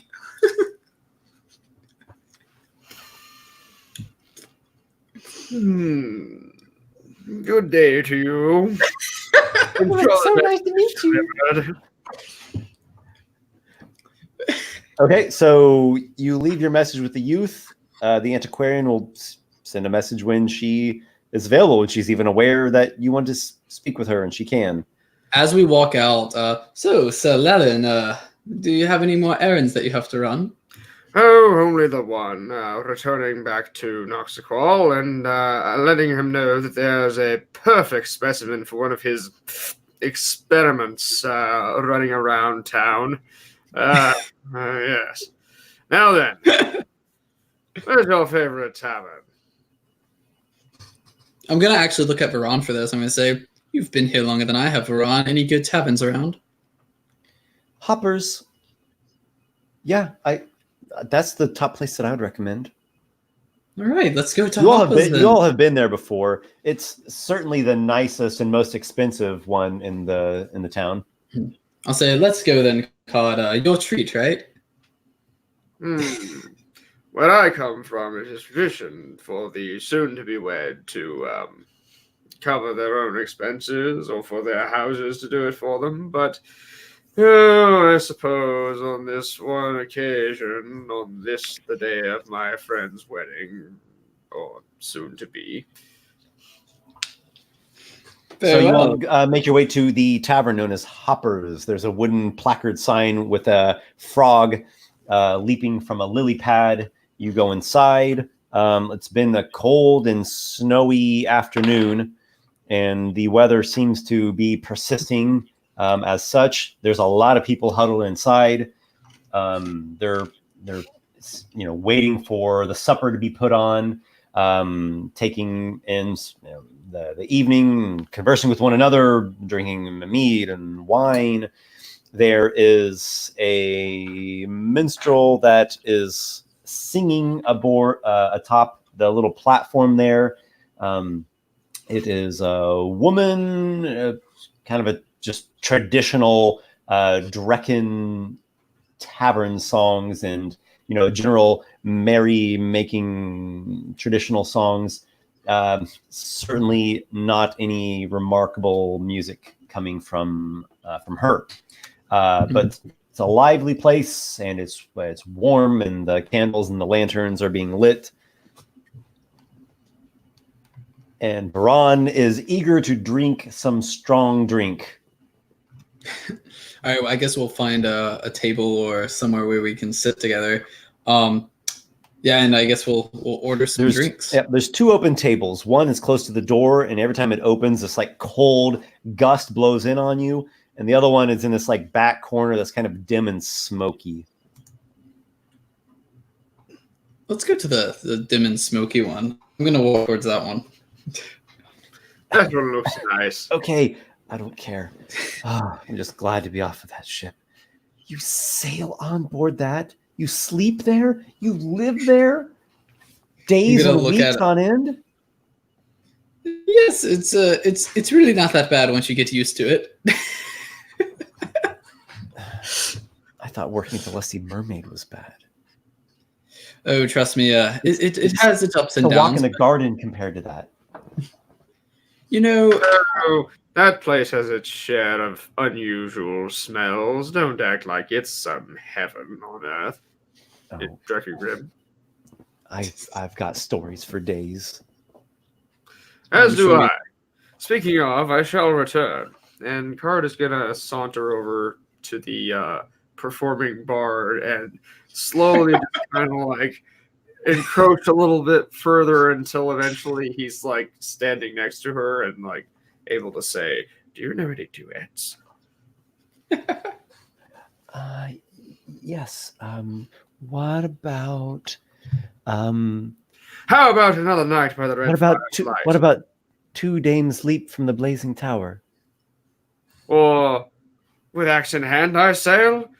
I hear tell that ships and sailing songs are a popular topic of conversation tonight. Shall we stimulate them further?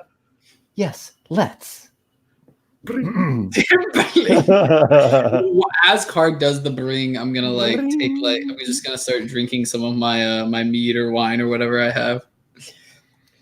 Okay, Varan is downing hers voraciously. Oh, I'm still alive. Oh, I love you. She's smooching on Robin and grateful to still be alive and free. We'll drunkenly make out as Carderock does his performance. Things about ships and things about storms, and slowly ends up like trying to kind of as they go like teach her the words and the chords to an original he wrote, which is about the Stormbringers and the whole exploits of the Storm's Eye. And, yeah, excellent. Make a performance check. Yes, let's see exactly how well this goes over with the crowd tonight. Natural one. Well, we'll see. Natural 1 still would be a 9. However, it's a 16, so it's a 24. That's pretty good. Not only do you roll fantastic, but your singing partner as well rolls fantastic and vibes off of you, completely gets what you're trying to do. You are both in sync, in harmony. The duet echoes back and forth in a beautiful weaving pattern. And people stop their conversations. They're not even talking anymore. They're just engrossed in this amazing performance that's happening on stage. And after every song concludes, you're met with cheers and praise. And they even throw some copper and silver coins up there for you all. And it's a complete 180 from being just background noise that they weren't even paying attention to being like one of the most moving and enlivening performances of merriment that they've ever had the pleasure of listening to. Nice. You pretty much have your sway of the tavern after this performance, Carderock. People will be happy to talk to you. They'll take what you say in a very positive way. They seem to be really, really warmed up to you, and you are, it's like the star of the night. Carderock Hawkness came. What a surprise! Why, yes, of course I did. Where else would I be on a night like this other than your fine establishment? Truly, you are the most wonderful and gracious folk in all of Dreckengrim. And truly, you are wondrous and know my name, for who doesn't know me? There is not a soul in Dreckengrim who has not heard of my exploits, or those of the Stormbringers. And he will actually use a minor illusion. The Bormstringers! Yeah! Hard cockness! Yeah! I'm gonna say, Carderock, you've really won them over, haven't you? Oh, you wouldn't say, would you? I'm gonna say, come, drink with us now. And I'm gonna sort of, I'll actually give him like a really nice, I'll actually purchase this myself if needed, but I'm gonna give him like a really nice, drink, just like the nicest that I can buy. Saying that I'll treat and then getting out of it by singing. Yeah, so I'll give you a really nice drink and shove it over to you. But then once you are sitting down drinking, I'm gonna sort of get close. How nice of drink exactly? How nice do they have? How expensive are we?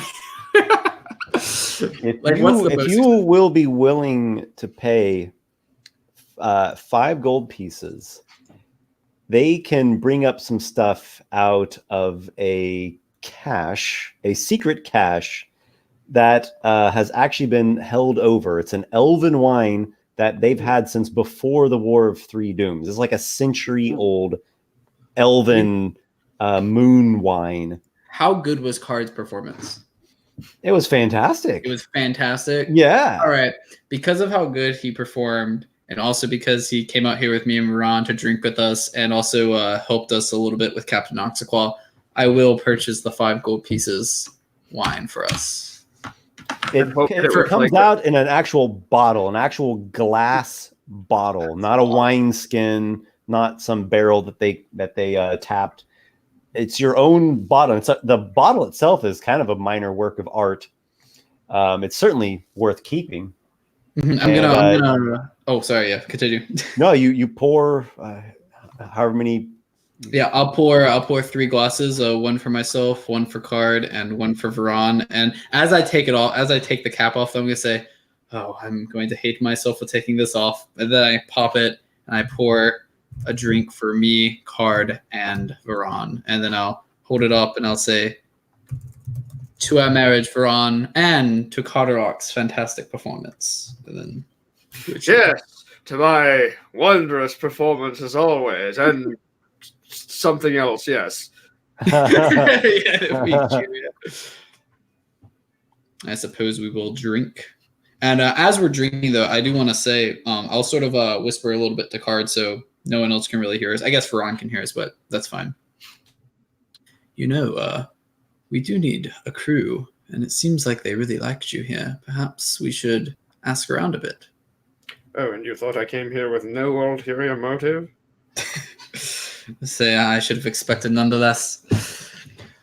Quite right, quite right. Well, Oh, angels above. I feel like a choir is singing in my mouth with each drink. I'm gonna hold Veron close to me and say, "You think you might be drinking a little much there, Veron?" I could drink this all night long, my love. Oh, I'm sure you could. I'll cheer her again and drink some more as well. Oh, it's amazing. Am I speaking in Elvish? I think I'm speaking in Elvish when I drink this. Yes, you're very much speaking in Elvish. I'm gonna say I think you meant, and then I'll say something very sweet in Elvish to her, like "I love you very much" or something like that. She repeats it back to you, just kind of mouthing the syllables. You can tell she doesn't actually know what she's saying. Yeah. It's like, I love you. I'll say, I'll teach you Elvish one day. Don't worry. I do want to say I'm gonna make sure like I'm not getting drunk because she's obviously getting drunk. So, yeah. But I will drink with her like a bit. She says tanks in Elvish. Tanks. Yeah. Is that a reference? Am I missing something? She tried to say thank you. Oh, thank you. Oh, she gotcha. Literally tried to say thank you in Elvish, but she just couldn't pronounce it right. Gotcha. She knew that one thing. I'll respond in Elvish and say, this is what I think you were trying to say, and then tell her what thank you is in Elvish. All right. So you are looking for a new crew to hire, is that right? yes, and in pursuit of this, Card will resume singing and will sort of start, asking for some audience participation. Ah, yes, the noblest among you. What do you name a ship? On this subject my mind sits. Yes. What should you call a vessel that should bear you across the seas, to the north, to Merkelon's jaw, huh? What would you, brave ones, you noble souls who would sail upon the seas, with me if you had the opportunity, which you might just, what would you call this new vessel? Would you call it the Bloody Mariner? That one's only... Jawbreaker!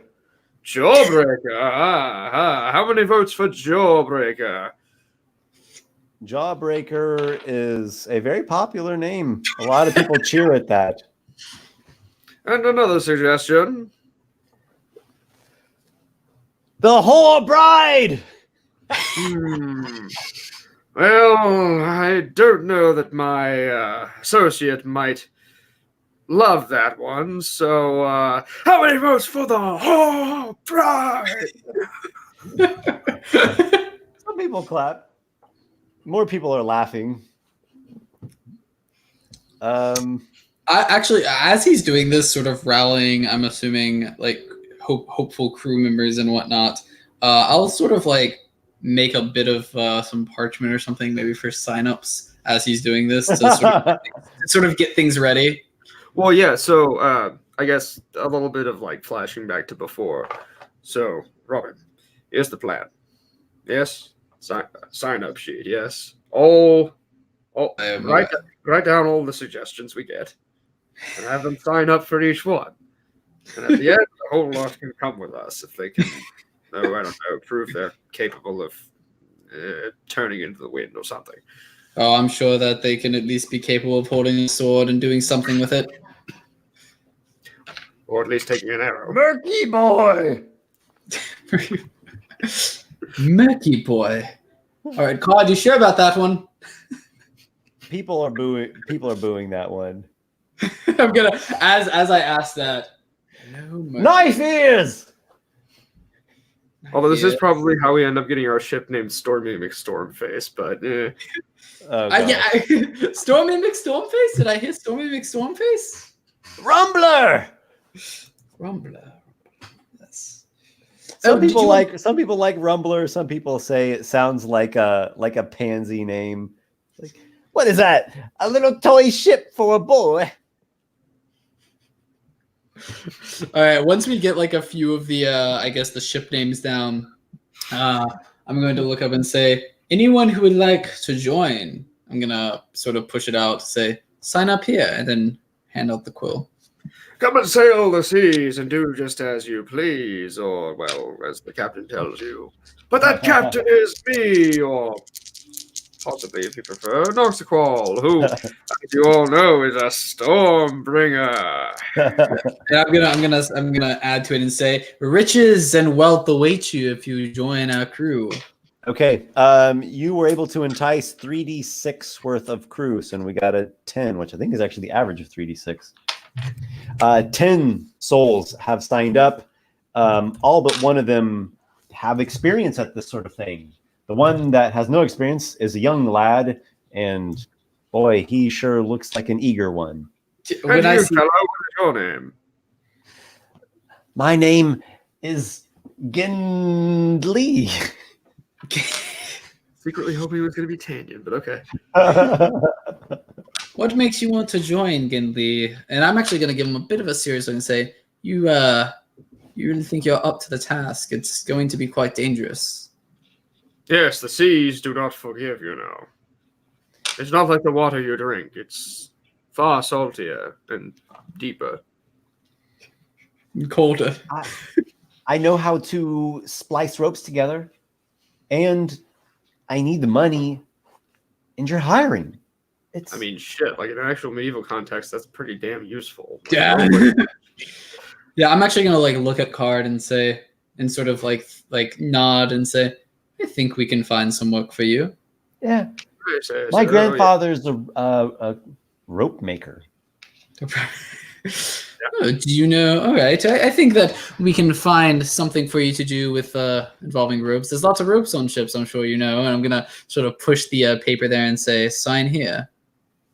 He looks at the quill and he just makes a squiggle effect on the paper. When I see him do that, I'm just going to look down and say, you're hired. Yeah, how many of them just signed X? You're right. Yeah, how many are just X's? Yeah, you look down, there's like one that resembles an actual name written. The rest are just squiggles or X's or a check mark. I'm going to look at Card and say, you really think that some people would be more educated? No, I don't. No, I don't. All right, so I guess we have like 10 people who have signed up. That you have. So let's remember that if someone wants to make a note, the 10 newcomers that were drummed up this evening. Let's go back to, should we go to Drake or Nox? Do either of you have something? Paul has a lot of stuff. I have a lot of stuff. You have a lot of stuff? Okay. Okay, so you have a lot of stuff. One thing. Vince, does Drake have a lot of stuff or like one thing? He's got one thing, but thanks to Carderock, he can't get it done. He wanted to go to the enchantress or whatever to ask about something, but since she's busy, the antiquarian. Yeah. Okay. Yeah, she's sort of it's almost a merchant, really, but like a sanctioned merchant between Grenadoa and Silver Citadel. Just a thought, perhaps we could maybe get Drake in a way where he's with Captain Noxiqual so they could do something together. I don't know. Just a thought. Well, I've got a lot of small things to do, so I can run through them pretty quick. If you just let me do one of them, you'll see. Sure. Okay. So it seems like Drake is going to wait for a couple days for the antiquarian. Are you spending time at the temple? They invite you to stay. Yeah, Drake's going to stay. Okay. He will probably help out around the temple. Okay. You help at the temple. You probably spend time in prayer and meditation, seeking guidance. Which path should I take? Where should I go? Yeah. Okay. Well, we can get back to that. I think that's a good spot for Drake. Tell me about Noxiqual. Okay. So glad you asked. For one thing, I need to put Kobe on hiring crew. We're going to need a full crew for the ships. Mm-hmm. And are taking care of one of them. I need the other ships, and I need to get repairs done on the ship. So whatever needs to happen, if you just want a hand wave, that's going on. Kobe's taking care of it. I mean, even the people that Carter and Robin take on board, they're going to have to go through Kobe in general. He's like the actual quartermaster in charge of like properly doing first stuff. mate. Yeah. Sure. So Ship repairs are going to commence starting tomorrow, the second day that you've been in port, and repairs are going to be taking place over several days. You got moderate damage on 2 ships, and the third one, some light damage from like a Lykar's hailstorm. Yep. And I know one of the ships has an upgrade on it that makes it like everyone on it resistant to fire or something, things like that. The Bloody Mariner. Mm-hmm. Yep. People who are on board that ship have fire resistance. Yep. It's a good thing to have. So on that measure, I wanted to get that ball rolling. So that's good. Second, upgrading my ship. We've talked about it. Mm-hmm. I would put something into motion there, but we can leave that for a later time. Yes. So we can make this official. Mm-hmm. If you don't want to say too much yet, that's fine. But just to make it official, what sort of upgrade are you thinking about? Probably it would need to be something like magically enhancing the ship in a way. Like it may just be something like strengthening the masked one's connection to the ship. Mm-hmm. Okay. Tying it in. But you're talking about something in the direction of the stronghold powers. Yes. Something in that direction. Okay. So what are you thinking with that? You know some things about Grenadoa. Do you think there's anything or anyone locally that could lead you in that direction? Not. Do you think you could do it yourself? You just need some like magical components for it. That is more the direction I was heading, doing it myself. Yeah. But it would need to. That's going to take some more time, and I'm probably going to not do it in Grenadoa. But I could purchase the components here because they might be readily available things I could find. Mm-hmm. Mm-hmm. Speaking of that, I do need to purchase some things, so that's my next thing. All right. So it sounds like there are a couple different types of things that you're going to look into purchasing. I do need a shopping trip. And I have specific things. I need a crystal ball worth 1,000 gold pieces to focus. Do we want to enter into a time fluid sequence here that represents the passage of multiple days, maybe even a couple weeks? If that's the case, I do have something that I need to do that night. Okay, I can just skip ahead to. We can enter into a time fluid sequence, and I'm totally fine with that. We don't even have to do things necessarily in chronological order. I'd like to keep them fairly chronological and organized, but we can be flexible with that. Yeah. How long will it take to repair the ship?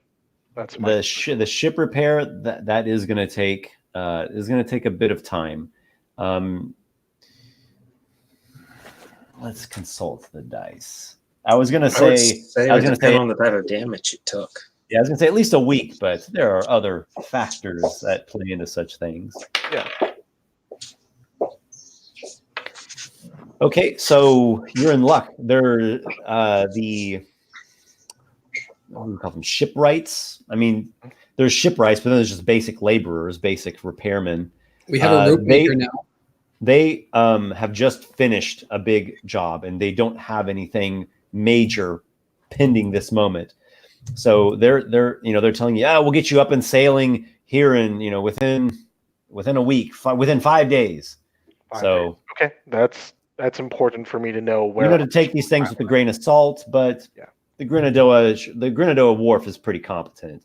Actually, it's one of the most competent ports that you have access to. So you're thinking, 5 days, maybe give them 6 or 7 tops. Okay, so that gives me a time frame of the fluid time I'm concerned about. Are you interested in seeing a jeweler about onyx? That is a component that you could make usage of for your ship enhancement. Yes, that could be useful in a ritual, shadow ritual. Yes, I'm willing to purchase a good quantity, or very high value quality because it's not necessarily quantity. Right. We're talking about the GP value worth of onyx. I'm willing to put 5,000 gold towards that project. Okay. All right. You find a jewel merchant, and since we're talking about a large quantity, this is like he's going to draw up an order. It's going to be signed.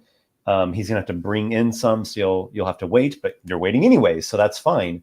Yep. And he can get you up to 10,000 gold pieces worth of onyx.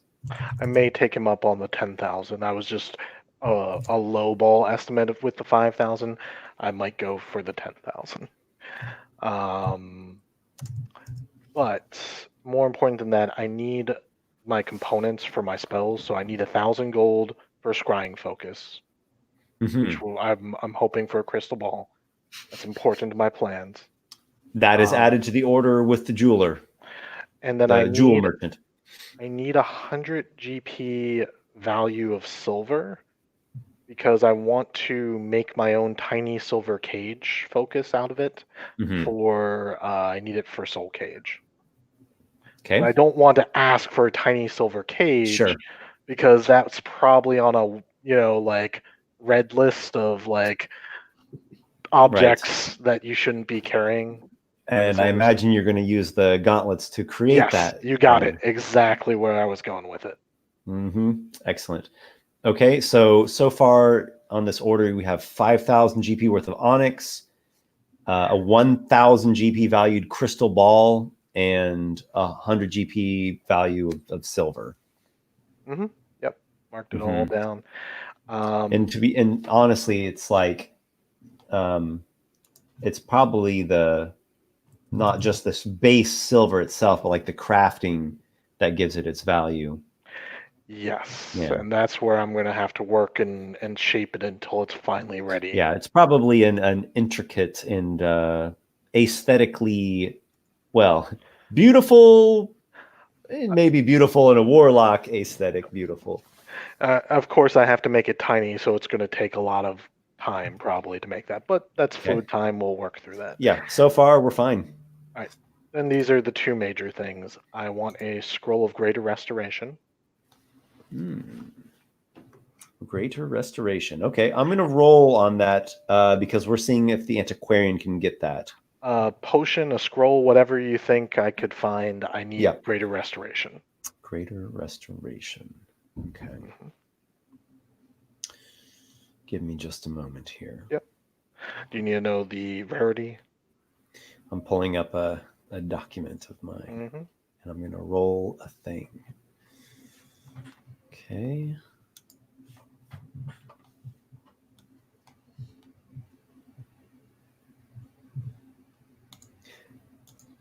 So, essentially, this can include everybody, but we'll let Noxiqual's portion get finished up first. Okay. Yeah. Drake does have one. I just remembered one thing that I want to do that doesn't require the. Okay, just one second. I'm rolling a thing about the scroll here.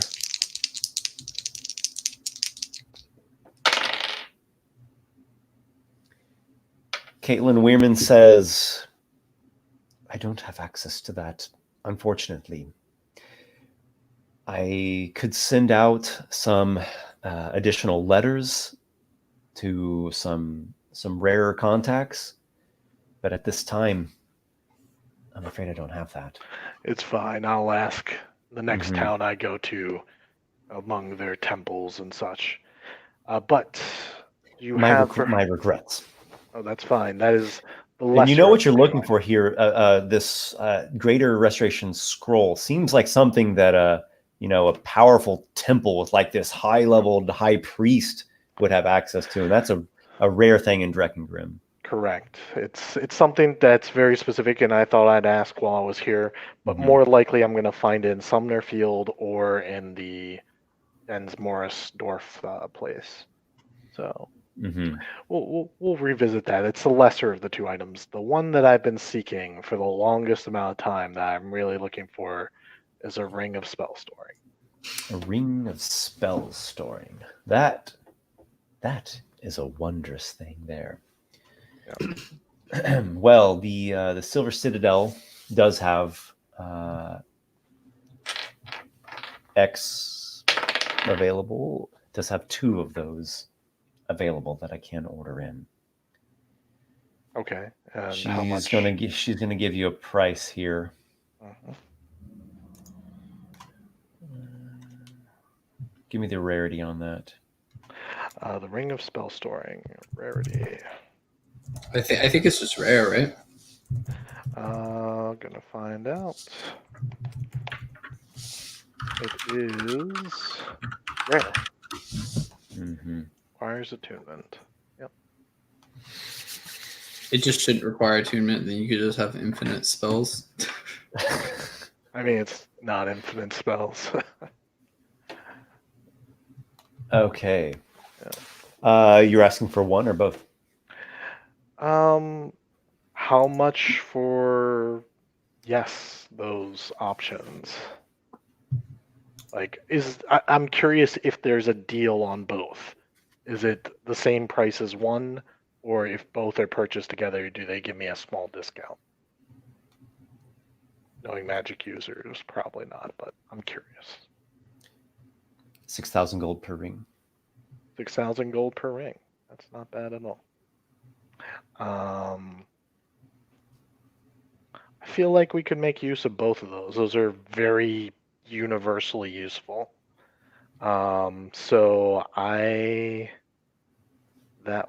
Let's make sure I have the monies. It's going to be, I have the monies, where I'm pulling it all from. So that's 12,000, so that takes it from my personal funds there. Takes it from there. Yep, we're good. I can account for all the spending that I have promised people and 12,000 gold for the rings. Plus, I could recoup some of that if I'm giving it to one of the party members. Mm-hmm. I can probably make them pay for some of the ring. How long will it take to order those? Also, while we're talking about money and owing and paying, you will need to pay the crew and you will need to pay for the repairs. There's 10,000 gold sitting in the ship that we set aside from our shares. Yeah. To the ship's gold. Okay. Well, that's why don't we get that out of the way now while I'm thinking about it? Yeah. Let's go. The crew, I think we're going to do 200 gold, assuming you're going to keep your word. You offered them some higher pay. Some died, but you offered some like really higher pay for the ones that took that last stint. Yeah. So 200 gold to the crew. Yeah. That's everyone. Yep. Okay. Also, the taverns and the brothels are hot in Grenadoa right now. So also the people who we rescued, remember there were about like 25 or 50 people that we rescued. They promised to pay for passage on my ship. Do any of them make good on that when they get to Grenadoa?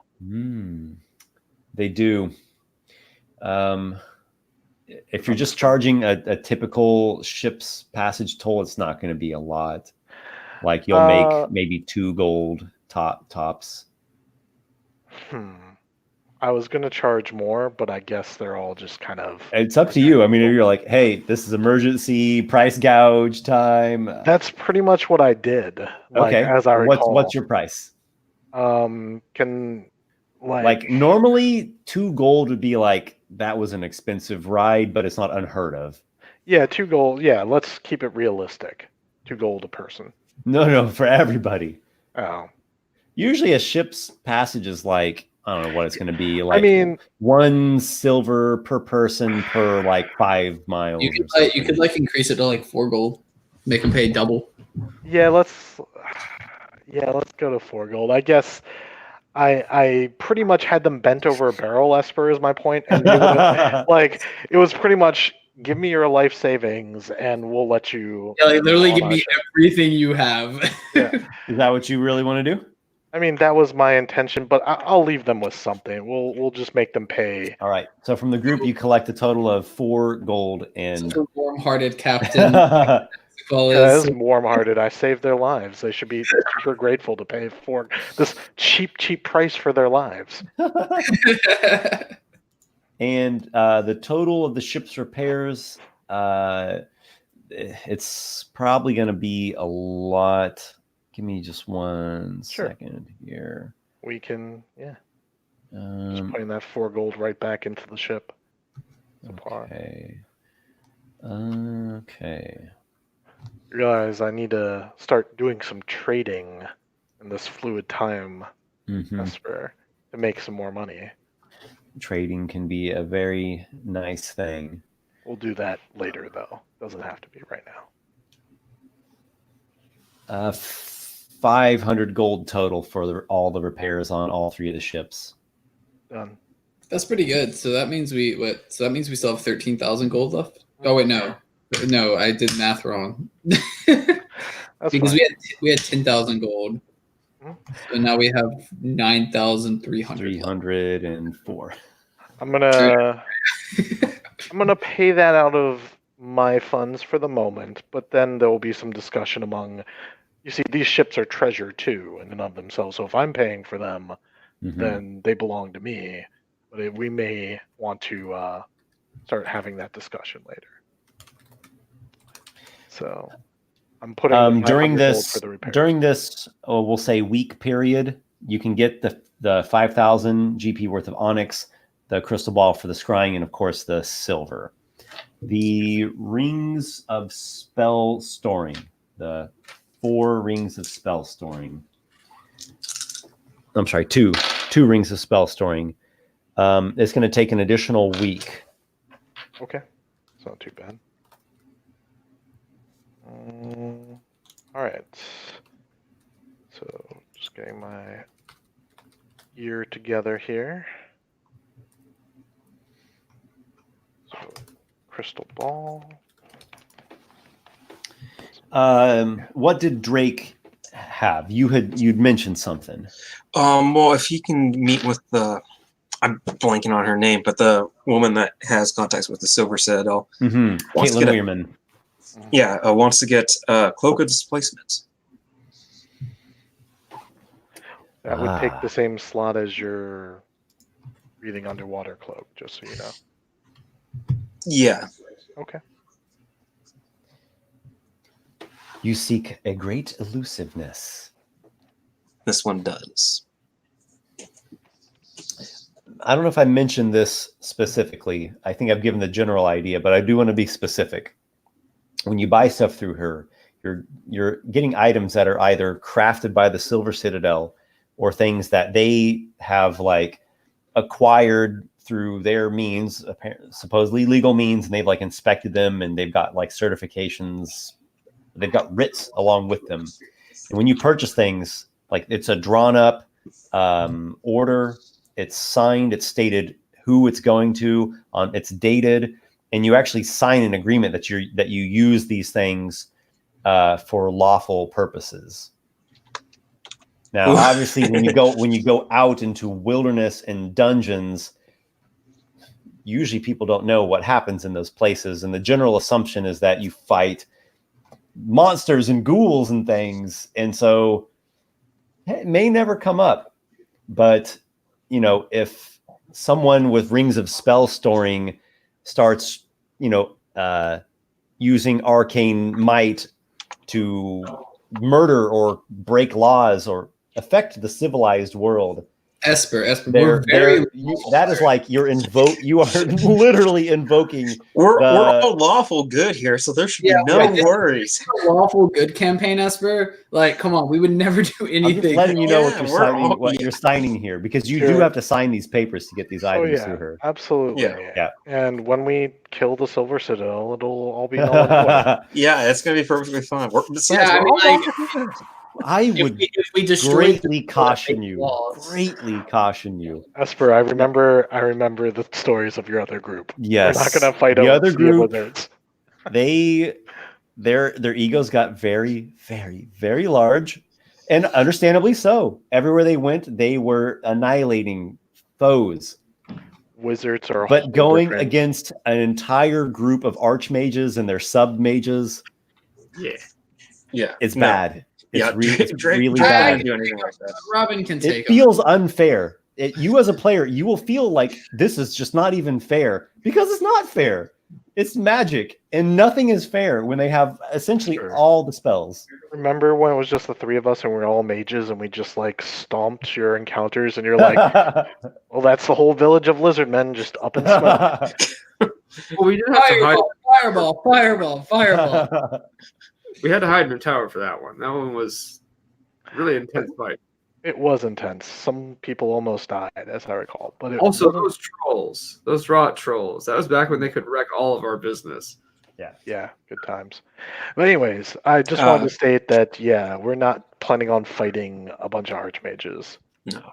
Okay. I was planning on fighting a bunch of Excellent. archmages, but I don't know. Let's talk about a cloak of displacement. Let's see if they have access. If she has access to a cloak of displacement. I don't think she would. Is it rare or very rare? It is rare, but it's also counted as a wondrous item. Yep. Okay. So I'm not sure. I remember Anji, who you all met, he had a cloak of displacement for a while until he got that floating platinum dragon scale. It's a scale of that god that protects him. Yes. Ooh, nice. She does have access to it. She can actually get that added on to the same order as the Rings of Spell Storing. It's going to be like delivered under very, very close and heavy magical protection from the Silver Citadel to here. She gives the same price as the Rings of Spell Storing, 6,000 gold pieces. Okay. Drake can pay that. All right. All right. Then the other thing was Drake needs to find a blacksmith. That you can easily find. Preferably a weapons smith. Most excellent. Let me see if I have an NPC ready to go for that. Otherwise, I'm just going to quickly whip one up. Okay. I'm putting this order down. Cloak of Displacement. Oh, and as well, the Cloak of the Octopus is going to be coming in at the same time, too. Excellent. Did you already pay? You had not paid for that yet. Nope, but I can now. Okay. I have that on a note somewhere, or if you remember. All right. It is. Where is it? I have it here. Here it is. 4,000 gold pieces. Oh yeah, easy. You have it? If you want, just mark the 4,000 off now. I do have a Cloak of the Manta right now. Mm-hmm. What would the trade-in value on that be? She will trade you 200 gold pieces. 200? Okay, so 3,800? Yep. All right. Okay. Okay, blacksmith. Someone who is good with crafting arms and armor. Where we go? Grenadoa.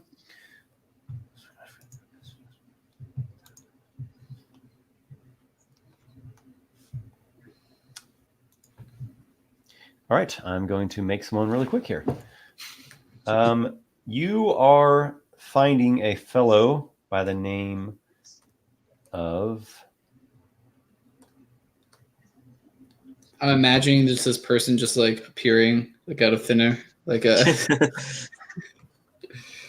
It is a half orc by the name of Tolkus. All right. He has a party of his own. He has a brother who is also a renowned warrior in Grenadoa. He has a brother who is also a renowned warrior. They also in their party have a bard and a wizard and someone who claims to be a war priest.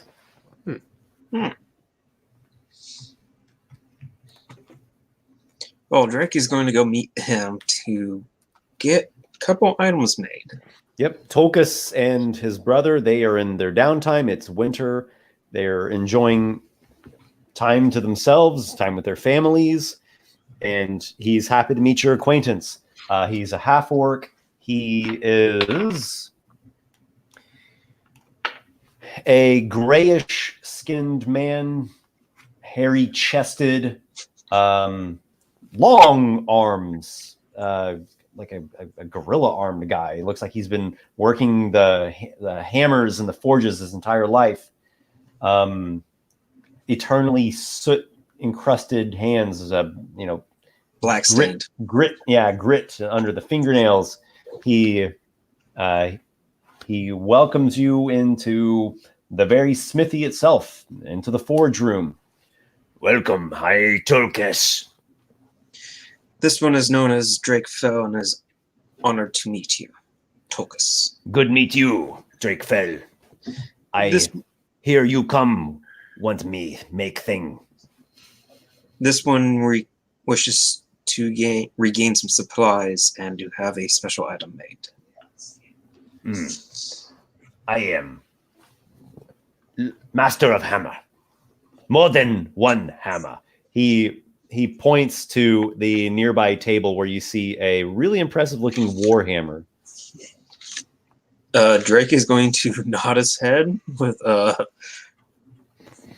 this one is impressed. I kill dragon. I with companions kill white dragon. Break dragon skull with this axe. This one knows that is no easy feat. No, not easy. I eat dragon meat. This one has yet to taste it, but maybe one day. I give you dragon meat. You eat with me. This one will be honored to. He goes into it. He grabs his warhammer up, walks into a back room. The other one is in there too. The other brother. He's a bulkier one, slightly pudgy, but also really strong looking. And he's busy working on something. He's really concentrating on it. And the other guy comes back with like these hunks of some kind of like cured meat, and he gives you a piece. Drake will take it and flesh of white dragon. Drake is just gonna have some of it. It is the toughest meat you have ever eaten in your life. It basically doesn't chew down. You can just chew it like gum. It indefinitely chews. So it's pretty much dragon gum. Okay. Drake is just going to chew on what he's got in his mouth for a bit before he's able to swallow it. Just swallow. Give you good muscle, strong muscle. Power of dragon in you. This one is thankful for your gift. What is thing that you tell me? This one needs to replenish his dart supply. And this one would like darts. And he's going to pull out, technically the shurikens. He's going to pull those out and show what he needs. Never I see this, but I can make. It is not a problem. This one needs about 50 of them. 50. I can do. You have time? This one has time. I can do. And this one would like to get several throwing knives as well. Knife, easy thing. I can do. You pay first. This one will. Good. I like pay first. Is better that way. This one understands, and this one now wonders how much. How many knives did you ask of him? It was 50 darts, and I figure like a dozen knives. Okay. He asks you for 20 gold pieces.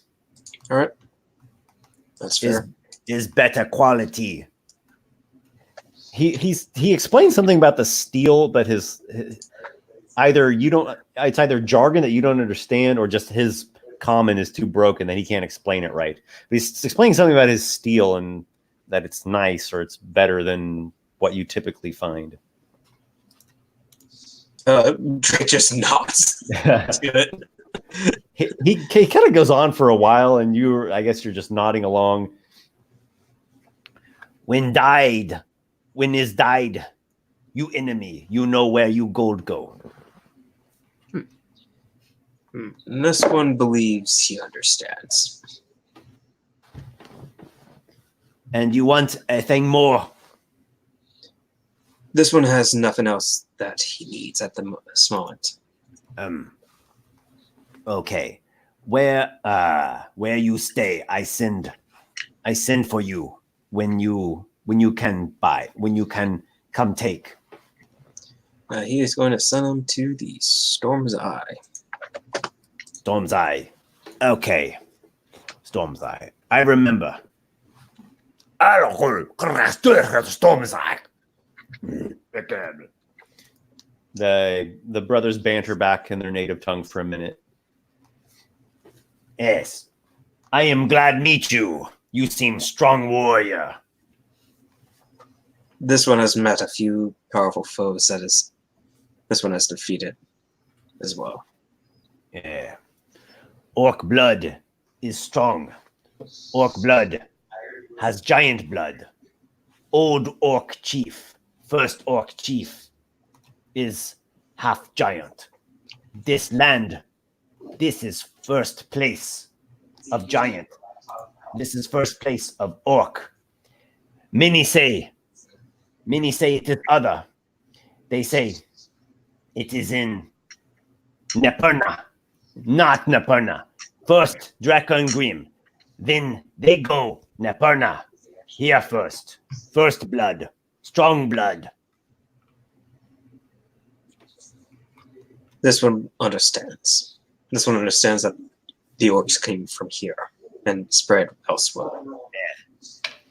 But we for city, we for do what the city do because old blood is too chaos. Chaos to destroy, too much destroy. This one understands. For when there's only chaos, nothing survives or grows. The pudgier one, he lets out a belch. Fuck a dwarf killed the orc. Nah, only the half orc survive. We better. We not dead. That island that had the Naga on it, were those half orcs or Orcs. Yeah. They're orcs. Actually, there were some orogs, which are you could say a sub race. They're gifted or blessed by Luthic, an orcish goddess. This one ran across some orcs in Orga. Orogs? Orogs. Uh-huh. Not too long ago. Yes. Some place they still find have this orc only clan, but is not much. Is just some few. This one understands that. But I am blood of both orc and human. Is together, is better this way. First orc, only orc. This is to chaos. This is for destruction. They are of pray for demon. They as to demon like God. To orc, only orc. Demon is God. We demon not God. Demon is demon, God. And this one agrees. This one is a follower of Dionysus. Yes. Dionysus is God. This one agrees to that.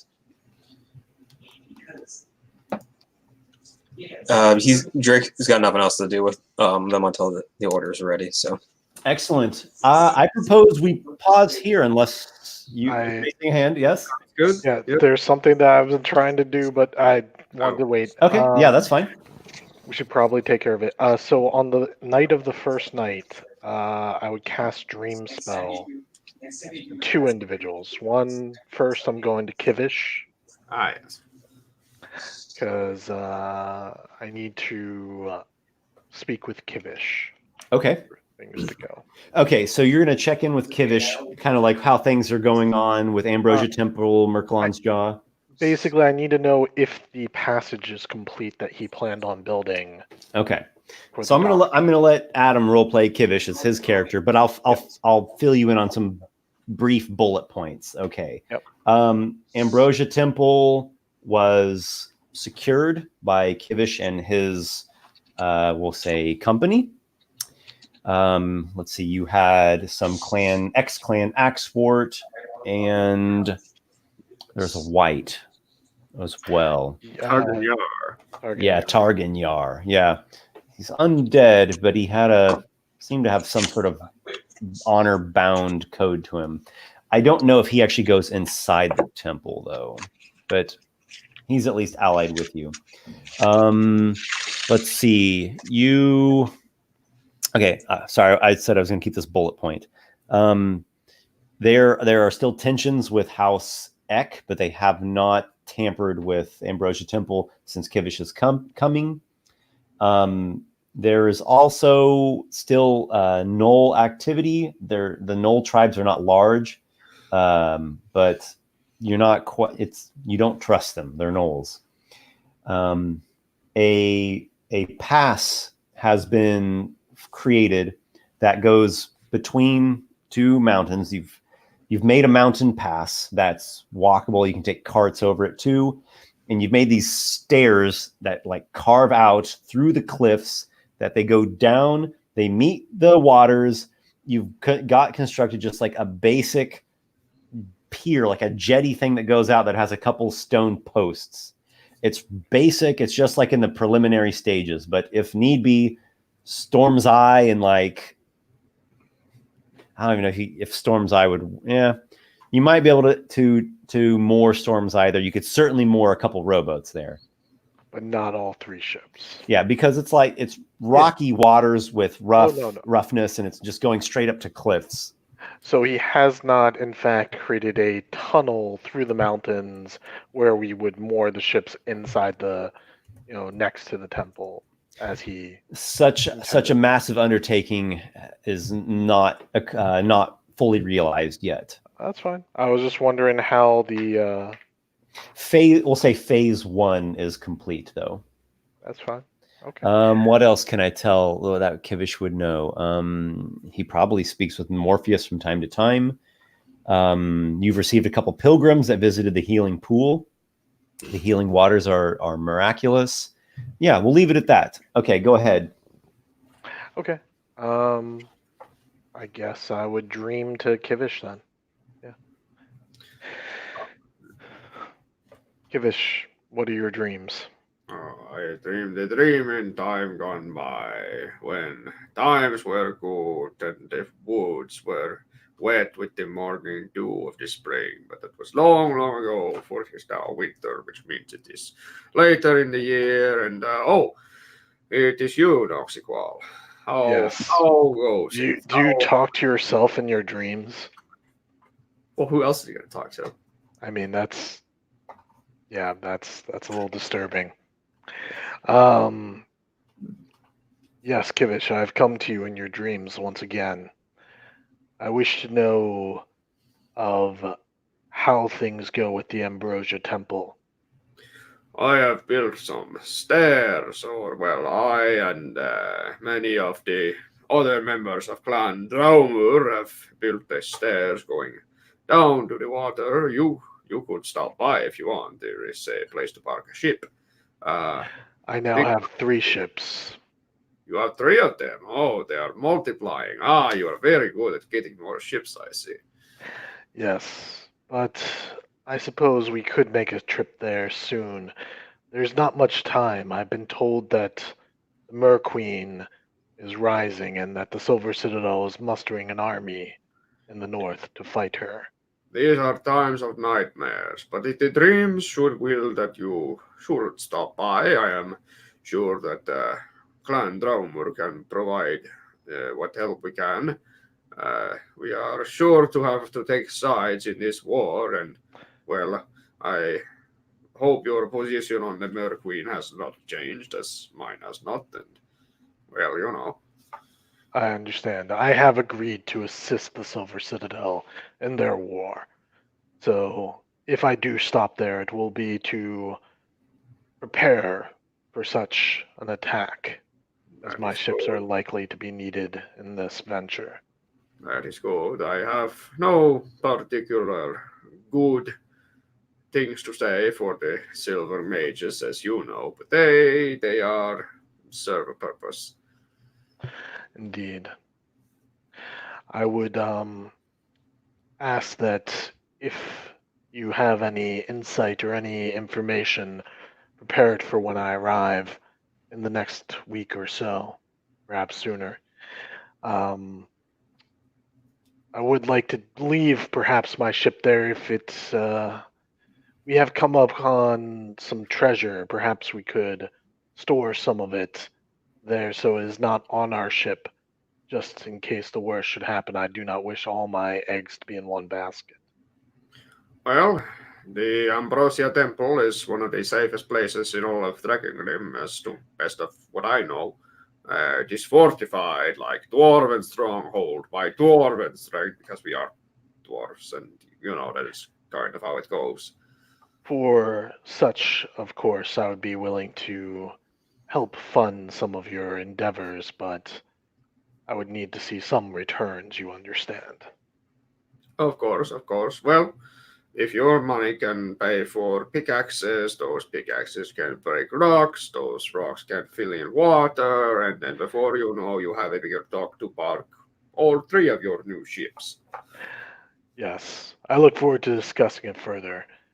I simply wish to see if there was the possibility for my ship to come and visit you by sea rather than making the long overland trek. Oh, yes, the dreams would will that you would not have to go past those house egg people. Brekka says hi.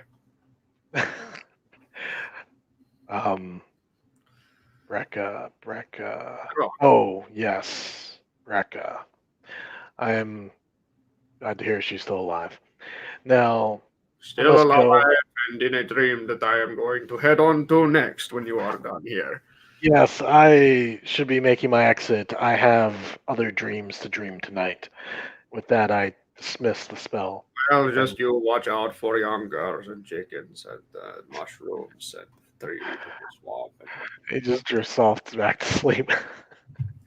It's actually funny because saying watching out for young girls and chickens is relevant to what happened previously. Yeah. Oh, is that okay? You are doing it. Okay, yeah.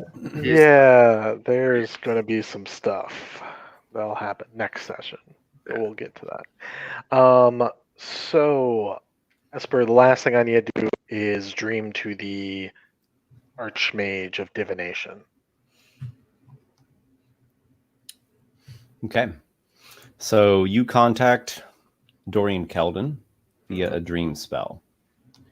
Yep. In the dream, you are in a circular antechamber. There are no doors. All is a beautiful polished marble. The ceiling turns into just light, almost like there's a brilliant sun directly overhead. And appearing in the air is a sword that seems composed of pure force, pure magical force. The sword resonates and it hums, and a crystalline voice comes out of that. Who are you? I am known as Captain Noxiqual. Captain Noxiqual. You are seeking to contact Dorian Keldon. I am. Are you some magic that protects his dreams? I am a servant of his. Very well. I believe he will speak with you. I would certainly hope so. I know he has been wanting to speak with me. Appearing as though, like, when someone comes out of invisibility or through a teleportation, peering through the thin air of the dream, is Dorian Keldon. He looks a little bit more regal, a gray-haired man in an archmage's robe, and the worry wrinkles are not quite so apparent in his dream body.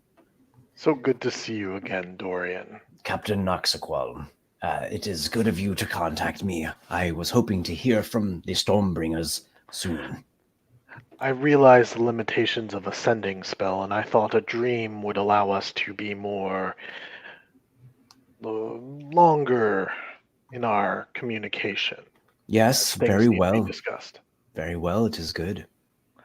May I ask briefly before we continue? That sword, is that a celestial being of some sort or some sort of spirit guardian? Well, it is a spirit. I would not call it celestial, though. It is arcane. Interesting. Such a spell would be useful for a friend of mine who has been plagued by nightmares before. Many are, and those who wield powers like Lykar are particularly sensitive. Volatile effects can occur. Indeed. I'd be interested in discussing that, but I'm sure it can wait as we have more important things to negotiate. I wish to tell you that my endeavor was successful, as I'm sure you have no doubt divined by now that your information was helpful in my... I see that your ensemble grows ever more complete. Yes. Let me just reiterate once again that the Masked One is my patron, and as I gave my word, and he has no desire to see the Mer Queen rise, we will assist in what is coming. I'm glad to hear that you are going to make good on your word. We are counting on you. Now, to that end, we must discuss the specifics of what exactly is expected of me and my crew by the Silver Citadel. I, too, am very much eager to formulate a more solid plan. Can we do so safely here in this dream? It's something that is beyond the scope of just you and I. It is going to include all of the archmages. It's going to include Sumnerfield, House Rodman, foremost of which Norgal's Rock is going to have their piece to say. I suspect that there is going to be more perilous strategic targets. Perhaps there will come a time when both the Silver Citadel and the Stormbringers simultaneously will need to strike at the most powerful of foes. It sounds like this is not going to be a sudden one battle to decide all battles, but more of a campaign with picking and choosing things where we must go and do. I do consider myself a strategist, and I am often consulted as such, though I must remember that in a war, several strategists have their perspectives and their lots cast in together. And I do not pretend to decide the fate of dwarven clans and noble families when they may know something that I don't. So what I'm hearing here is that this still needs to be discussed by all the powers, not just the Silver Citadel. Yes, that's what it looks like. Where is this discussion going to take place and when? I'm trying to get that arranged presently. Can you make the Silver Citadel in 2 weeks' time? It is possible. It is not 2 weeks' time. My repairs will take 1 week to complete. Just by themselves. 3? 3 weeks' time is more possible. Do you or anyone in your party have the ability to transport via teleportation circles? Not to my knowledge, but I can ask. If you wish to provide me with the knowledge of I will give you teleportation circle, I can. I will give you out. the sigil sequence. Mhm. We have a teleportation chamber here. That would be useful. It is a warded chamber, but don't worry, no harm will come to you. Assume you bear us no harmful intentions either. I already have made agreements with the Silver Citadel. I will not renege on those. Very well. I'm taking you at your word, you and your allies. It seems we're all bound to this fate together.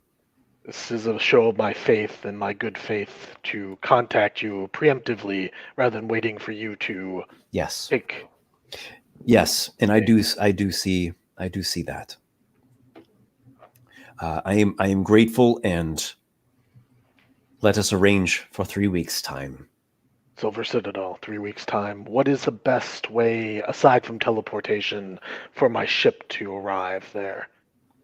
I don't have the map in front of me. Yeah, you cannot reach the Silver Citadel by ship.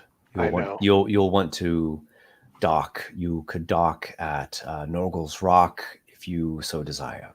Okay. And that is the closest dock to the Silver Citadel. Yes. How long does it take overland to reach the Silver Citadel from Norgal's Rock? Well, are you in a direct line as the crow flies?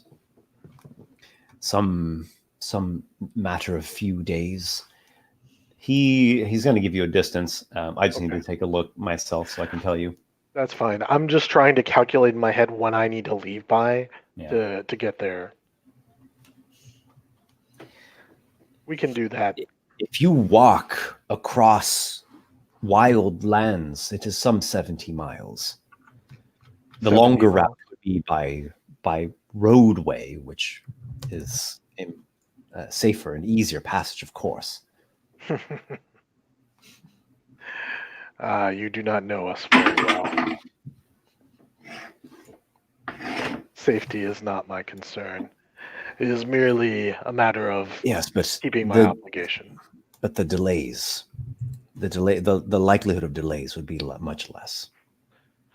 Well, I have confidence that we would not be over long delayed. And I would only be bringing a small group with me, not my entire crew. So there's that. Let us. Very well. If you see fit, you would pass through the western reaches of the swamplands, through the fields, past Hoolhagen Lake. There's a bit of hills and rocky terrain that you would pass over until you finally came to the Touring Mountains. And once we're there, I am sure the path to the Silver Citadel is clearly marked. The road takes you there. The steps will lead up the mountainside, and you will see our great shelf and the citadel itself, spires of gleaming silver. Very well. In 3 weeks' time, then, let us meet and discuss further the plans. I cannot promise any more than that, as it is clear that you do not know the plans yet, nor do I, so we cannot know what part we may play in them.